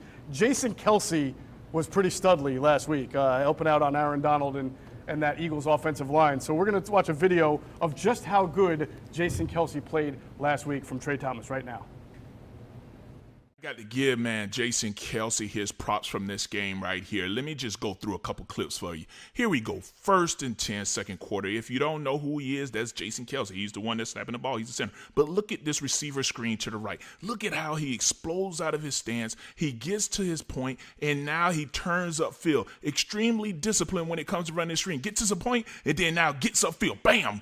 Running through secondary players. Here we go. 3rd and 2 right here now. Here he is again. Just in case you don't know, that's Jason Kelce right there. He's the center. Here we go. Inside zone. Look at how forceful he comes off on this block right here. I mean, he almost knocked Matt Pryor off of his block. But again, look at him. Bam! Right there. Nice contact coming off. I wish Miles Sanders would have been a little bit more patient and stayed front side. But again, look at Kelce out there trying to finish. Here we go. Now, let's just keep moving. 2nd and 16. Ball on the 5. I don't know how that's possible, but that's 2020 for you. Here we go. Miles Sanders touchdown. Again, now let's just go back and look at this right here. Let's just check this play out. Here we go. Kelce coming off. Now look at Big Nate on the backside of it. Nice combination plot. Getting up to the linebacker. Miles Sanders, come back and celebrate with your line because they're the ones that open that hole up for you. Here we go. 3rd and 4, third quarter. Here we go. Let's just run through this more, man. More plays from Jason Kelce here. Now, look at this right here. Hand playing. Now, he just starts off right here where he throws left hand, right hand. Now, boom. Now, finish, coming back because he has the switch off because they're sliding right. Now he pushes his guys back, comes back for the looper. That's what I'm talking about as a center. Here we go. 1st and 10. Third quarter. It's still like 21-16. There he is. Now, here we go. Now, look at this outside zone. Working to finish. Now, look how he comes out of that. Let's go. Let's get it. I'm feeling it now. Now, look at this. Finishing. Feeling himself now. Let's go. Let's get back to the huddle. I am balling right now. Here we go. 2nd and 2. Now, this play right here is extremely impressive because you only need 2 yards here. But watch this. Inside zone. He is driving. Now, crawling to finish to get these 2 yards. Look at this again. Here he is. Now, finish, crawl. I got to get these 2 yards. We trying to get out here and win this game. Now, that's what I'm talking about. This is what you want to see from your all-pro center every Sunday or whatever game day it is. Here he is right here. 1st and 10. Now, this is going to be a receiver screen to the left, but watch the maximum effort from Kelce right here. Now, he didn't get there on time, but my God, he gave you everything he had. All right, another great video from Trey Thomas with a little offensive line love and appreciation, especially for center Jason Kelce. And look, if you want more offensive line talk, Trey Thomas and his former teammates, Jamal Jackson, Todd Herremans, they do the Tales from the Blind Side podcast. Did their first one this past week. You can catch it on the Inside the Birds platforms, either the podcast or the YouTube. Can't wait for the next one. I thought it's hysterical, it's uncut, it's funny. They curse, they do all these crazy things. They talk about their playing days. And what's the best part? They manscape before they do it. Do they? How do you know that? How do you know that? Well, who do you think hosts the show? we let him know. All right. I don't know. Greg does the makeup for the show, so he knows everything that goes on behind the scenes. I've heard he does his own makeup. I do, and boy, it's tragic. It's actually true, by the way. Yeah. I believe it. I believe anything. Can't you tell?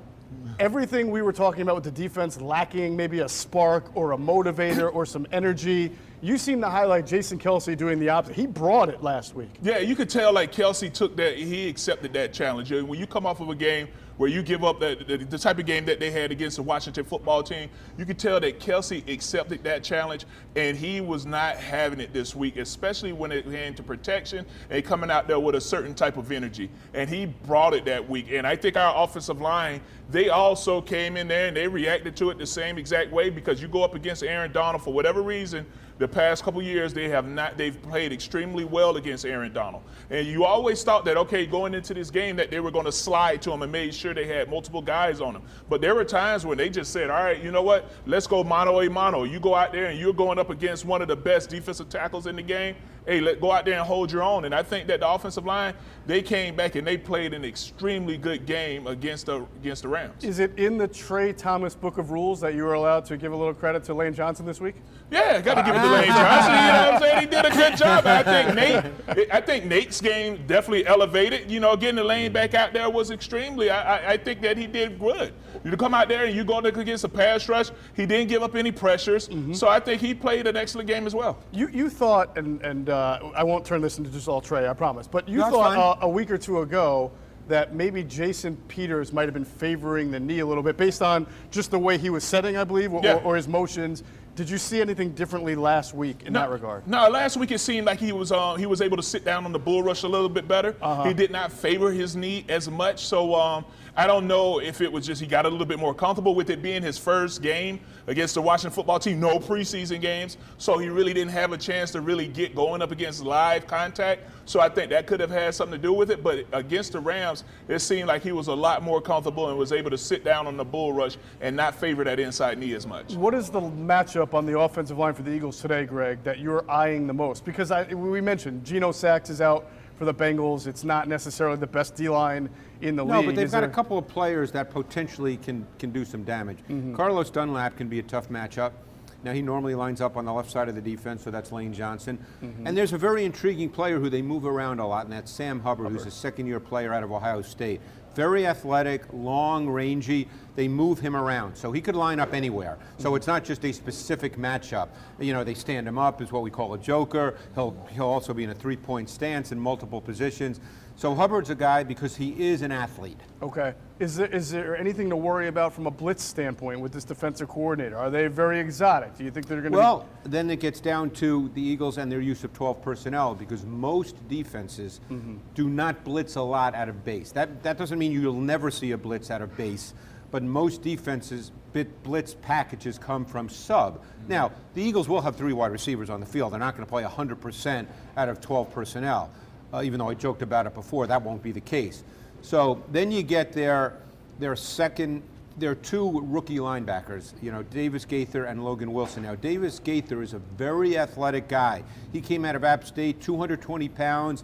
He's an explosive athlete. You could see some of that when the Eagles are in 3rd and long.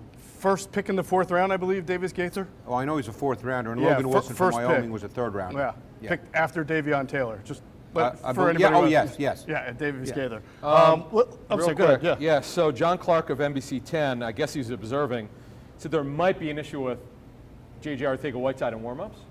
Oh, boy. So if there is, and he's not available, they're down to 4 receivers. Now, I know they run 12 anyway, primarily, but that would crush them at the X position because they don't really have anyone else who could play X.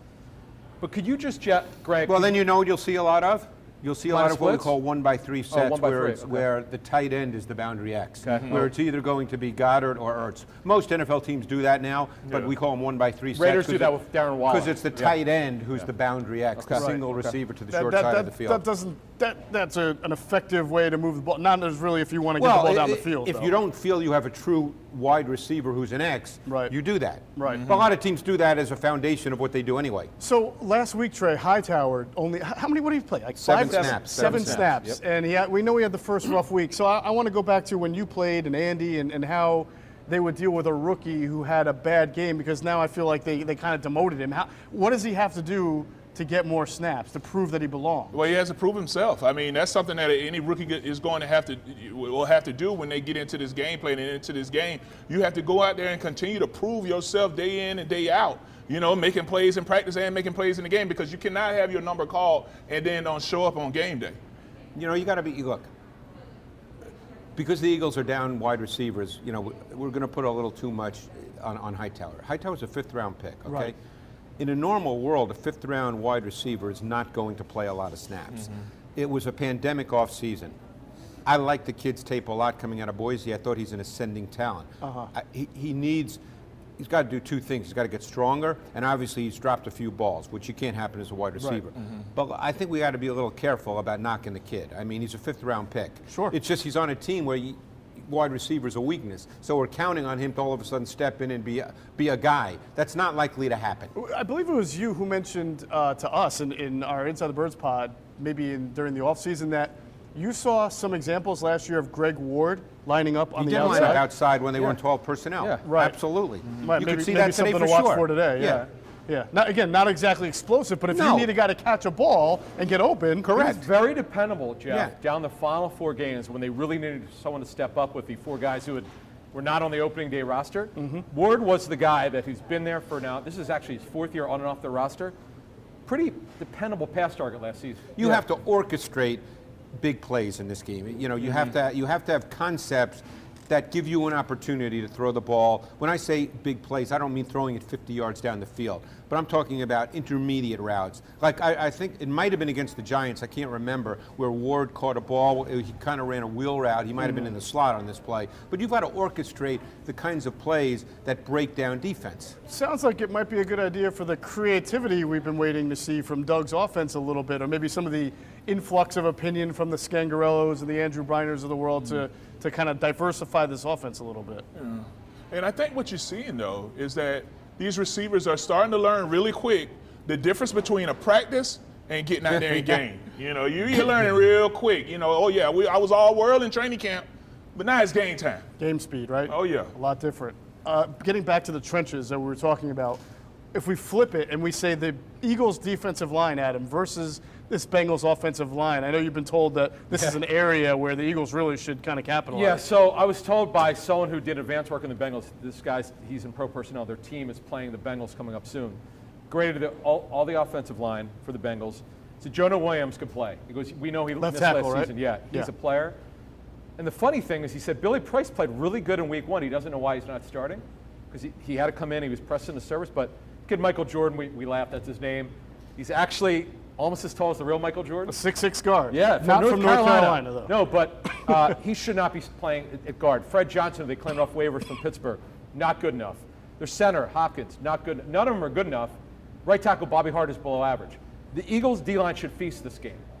They should not have to blitz. If they can't win with 4, I don't know what to tell you. But then again, now you get down to philosophy of offense. The Bengals know this. That's why they run the offense that they do. And again, yes, are you going to be in long yardage? Of course. It's those plays that the Eagles have to win. Because if the Bengals continue to do what they've done through 2 games, and they will, because Zach Taylor, I'm sure, is not an idiot, they're running all this quick game stuff. So you're not going to get there on the quick game stuff, unless you're going to play a ton of press man, and you got to be a little careful with that because you've got A.J. Green, you've got Tyler Boyd, you've got Higgins, who's 6'4". You know, you got big wide receivers. And John Ross could run. Right, so you got to be a little careful about that. When you play a team that's going to really operate off the quick game, how important, Trey, is tackling? Like swarm, making that first hit. Yeah, you got to be able to go out there and tackle. You know, and I think you're going to need that secondary to come up and get a little bit more aggressive to throw those receivers off to give your defensive front time to get there. I mean, tackling's important every game, Yeah, but absolutely. don't you think against certain types of teams that are trying to exploit you Oh, with that if it's a quick game? If they're playing with a quick game, in fact, I would bring the safeties up, at least a little bit to help out. You got to do something to disrupt Burrow. He is so smart. Greg, as long as you've been studying coaching tape, as you said, back to the 90s. 91 is when, and I've been doing the draft probably for a good 15 years. We know Peyton Manning, as a rookie, he did have a lot of interceptions. Right. But how good, when you look at Burrow, his ability to process, how good is he as a processor? Well, that's what his strength is. And I remember speaking to a number of coaches at the Combine who, when they interviewed him, who said that he was hands down the smartest guy they talked to at the quarterback position. And he's just one of those guys that has an innate feel. He sees it, he understands it, he processes it. It's all intuitive. You know, that's the kind of stuff. You can teach. They'll teach concepts, the whole thing. That always happens. But he's just that kind of player. That's what he is. Because he's not a big arm. You know, he's not a physically imposing guy. But he just sees it. He gets rid of the ball. He's athletic. You know, he made a throw on the run last week against. Which, you know, no one talked about, they lost, but he made a throw on the run where he had to leave the pocket due to pressure, throwing to his right. That was a big-time throw. You know, the kind of throw that if Patrick Mahomes made, we'd be going, oh, my God, we'd be talking about it for a week. But he made one of those throws. Now, it wasn't 40 yards down the field like Mahomes can do, but he's just one of those guys. Now, again, he's a rookie. So it means he theoretically has not seen everything. The question is, what will Jim Schwartz show him today? Absolutely. Getting back to their wide receivers, we talked Tyler Boyd. One name we haven't mentioned, A.J. Green, who is healthy and is playing. It looks to me, and I'm going to defer to you guys, that he just doesn't have the explosion that you've seen from an A.J. Green in the past. And it looks like those two guys, based on the catches to targets, and Adam mentioned this during the podcast, what is it, 13 targets but only a few catches? Last week it was 10 targets, 10 targets? Yeah, and they seem to be, was it a loss of a step, like, or is it just that their timing was off? I mean, I thought week 1 he didn't look real explosive. This week I didn't really notice that he didn't, but again, it's the nature of the routes too. They're a short passing team. You know, at some point they'll expand that as time goes on, just because of experience working with Burrow and just Zach Taylor feeling, hey, now I can start doing more. But they're not really running a ton of vertical routes. Now, week 1, Burrow just overthrew Green, and Burrow came right out, and a minute after the game he said, you know, a ninth grader can make that throw. But then Ross dropped a touchdown week 1 as well, where Ross got behind the defense and dropped a touchdown. Yeah. Tyler Boyd, you mentioned him real quick. He's I really good. like, he's a slot that you said he can move a the slot. slot. He's a vertical slot, though. I've seen him make some plays downfield. Well, yes, he did. He has for sure. And again, concepts. It's not because he's running by people. Right. It's concepts. Correct. But no, he's not just a guy you're going to throw it 5 yards to. Yeah, we haven't talked about Nickel Romy-Coleman a lot. If the that's Eagles guy are going who's to play be, man, that's a really good matchup to watch today. All right, excellent. It is time, fellas, where we start to really, dig into this game, come up with a score, figure out who's going to win, and try to, at least 3 of us, have to improve on our 0-2 record. This is Adam's favorite thing, picking the game. I know. Well, Trey. One of these days I'm going to get it right. Yeah. Trey is at the leaderboard right now because he has 1 win. So good on Trey for picking the Rams last week. Before that, let's get into our DraftKings sponsor. It's week 2 of football is in the books, and now it's time to review the tape and get ready for week 3. There's no better place to get in on all of the action than with DraftKings Sportsbook, America's top-rated sportsbook app. To add the excitement of week 3, DraftKings Sportsbook is bringing back their can't-miss offer. If you haven't tried DraftKings Sportsbook yet, head to the App Store now because you don't want to miss this. DraftKings Sportsbook is giving all new users the chance to turn $1 into $100 when they bet on any team. That's right, you can place $1 bet on any team, and if that team wins, you just cash a cool Benjamin. How do you pass that up? So download the top-rated DraftKings Sportsbook app now. Use the promo code ITB for Inside the Birds when you sign up to get this can't-miss offer. Pick any team during week 3, bet $1 on them, and win $100 if they win. That's $1 to win $100 when you use the promo code ITB during signups. That's for a limited time only at DraftKings Sportsbook. Must be 21 or older. Pennsylvania only in partnership with Meadows Racetrack and Casino. Eligibility restrictions apply. See DraftKings.com/sportsbook for details. Gambling problem? Call 1-800-GAMBLER. All right, before we get into the real particulars, I just want to know from you guys, curious on the complexion of this game. I'll start with you, Greg. I mean, how do you see this? High scoring, low scoring, blowout, tight?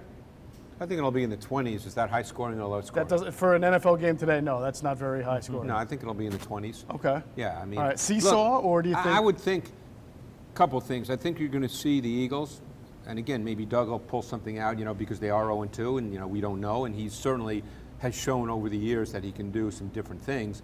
But I would sense that they'll go back to basics. It'll be a lot of Goddard. It'll be a lot of Ertz. It'll be almost like the Final 4 games last year, where they just want to be very rhythmic with their pass game. Theoretically, that gets Wentz back into rhythm too, which is what you wanted. The last thing you want in today's game is Wentz to be 2 for 8 to start the game. That's the last thing you want. Even if the passes are for 4 yards, you want Wentz to be 5 for 5. You want to come out rhythmically, get the ball out of his hands, develop a sense of rhythm and confidence that, hey, I'm comfortable, I'm going to make throws today. Trey, how do you think this game is going to go? For that reason right there, that concerns me about this game. Because you know that Carson is in a situation where, if he gets punched in the mouth, if this team gets punched in the mouth, you could almost see the wind coming out of the sails on this team. I mean, I don't know. I'm trying to still find out who's the leader on this team, who's going to provide the spark on this for the defense or for this team. So I really don't know. I think that we haven't scored yet. We haven't gotten out of the teens yet. And you have a team right now where Burrow put up 30 points last week. So I really don't know. This is I think it's fair to really call this a crossroads type of game for the Eagles. I mean, they may not answer every question, but I'll tell you what, if they lose, Adam, a real question is going to be answered today about this team. Because if you look at their upcoming schedule, the Niners, the Ravens, and who do they play after that? Pittsburgh. Oh, my goodness gracious. It's Niners, Pittsburgh, Baltimore. Oh, my goodness gracious. I mean, they are in trouble if they don't win today. It would be unexpected. I expect them, and Trey was talking about energy and all that, and you got to come with it. I don't care if the fans are there or not. Don't rely on the fans for your energy. They got to come out upset, pissed off. I expect them to come out well, and I like Greg's point about this, and I learned this from you and Jaws. Get the guy comfortable early, get it out of his hands quickly, get it to the tight ends because you know they can catch it, and get Goddard going again because he was amazing in week 1. But take your shot plays when you think Carson's comfortable. Take your shot plays to Deshaun because is it Phillips is the other corner? Yes, Phillips. You can beat him all day. There's a lot Take those shots. There's a lot of keys to the game we just broke down. Yeah. But let me just ask you this real simply. If Carson is comfortable and accurate and effective, is this a close game? No. Okay. If Carson plays well, this will not be a close game. All right, there you have it. Before you go to DraftKings and wager and make your wager, because right now DraftKings has the Eagles as 4.5-point favorites, which is very interesting. It started off as 6, so something brought the line lower. However, it started off also with a total of 46, and now the total for the game is up to 47.5. So they're not as confident in the Eagles, but they think that maybe the Bengals are going to score. All right, inactives for the Bengals. John Ross is inactive. Wow. All right, John Ross inactive. Well, it's interesting. So who else is inactive? Daniels is active. So the kid who was their 4th D tackle, Andrew Brown, is inactive. So that means they clearly think Daniels will be able to go pretty far. So he'll make his debut in this game. Yeah, Mike Daniels will play. But John Ross is inactive, so you don't have that downfield speed. Wow, that's very interesting. If you want to get more stats and trends and data, for example, over 60% of the money earlier this week, the sharp money, was going to the Bengals. That has changed. And if you go to BetQL, our friends, either their app, the BetQL app, or BetQL.com and sign up, you'll get some really interesting stats and data and trends that show you where the money's moving, where it's going, the line, and they'll break down the first half, the second half. They'll go through both of these teams' histories, both this year and the past, and you'll get some really interesting data that'll help you make your wagering decisions. So you got to try them. BetQL, you'll get the cutting-edge data and all the information that you need to make a really educated decision when you go to DraftKings to place your wager. And again, Eagles right now, 4.5-point favorites, total of 47.5. And if you sign up at BetQL and use the codes BIRDS20, you'll get 20% off your subscription to BetQL. That's BIRDS20. I know these guys are subscribing right now as I say this because everybody wants to make money. Well, so it moved. It was so it dropped. Would it open at 6? It opened at 6, and people were taking the Bengals. Yeah, wow. But now it's actually more favorable, right? Because the Eagles are only favored by 4.5 now. So, but the money has actually moved to the Eagles. So it's gone up a half, but I don't even know what this means. You don't know what this means? Here's a stat for you. I've never bet on a sporting event one time in my life. You never had a gentleman's bet with a friend over a game? I've heard this, and maybe you can verify it. If you don't bet, you can't lose money. That is true. I've never bet on a sporting event one time, ever. All right. Well, again, you don't like to spend money when we're out in the Indy, by the way. I would encourage. You might want to go to DraftKings and start, because you're so smart, Greg, that you could be a millionaire by next week, knowing you. All right, it's time to get into our picks. We will start off with you, Greg. Who are you picking, and what's the score? I'm going to pick the Birds today. Okay. 27-23. Like I said, I think it'll be in the 20s. That's just how I see the game. 27-23. Yeah. That's just how you see it. Yeah. Close. So I think it will be close. I don't think the Eagles, unless something dramatically changes, and it certainly can, but I don't think the Eagles right now, the way they're playing, are in a position to blow anyone out. Okay, that's fair. So it's a combination of you like the fight of the Bengals and you don't think the Eagles are really there just yet. No. Okay. Eagles 27, Bengals 23. For Greg, Trey. I have a blank here because you take up to the last second. So I have no idea where you're going with this. Who knows?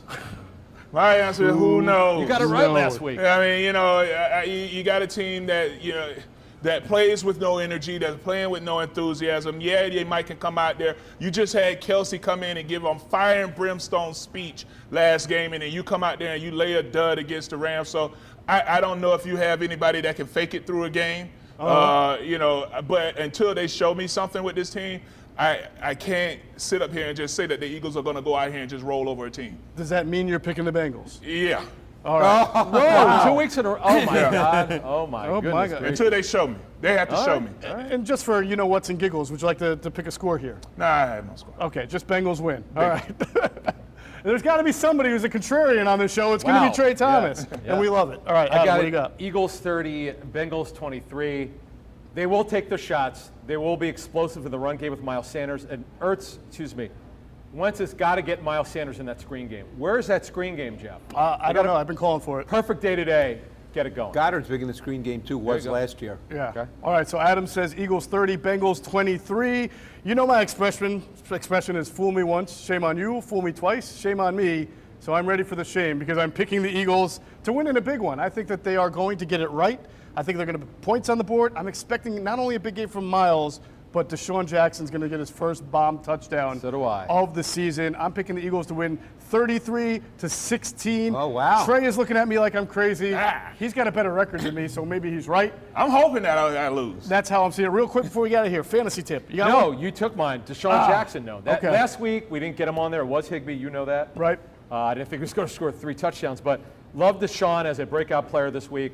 Miles Sanders should destroy them. I'm thinking 150 and 2 touchdowns. How about that? All right. Well, you heard it from his lips to God's ears, right? There you go. So. All right. Thanks, everybody, for watching the Inside the Birds pregame live show. Big thanks to Greg Cosell, Trey Thomas, Adam Caplan, and to you, the viewer, to Rebel Hill Productions, to Manscaped, to DraftKings, to BetQL, and, of course, check out the podcast that we on Demystifying Diversity podcast. So thanks to them. Everybody have a great day. Enjoy the game, and we'll catch you again next week at this time.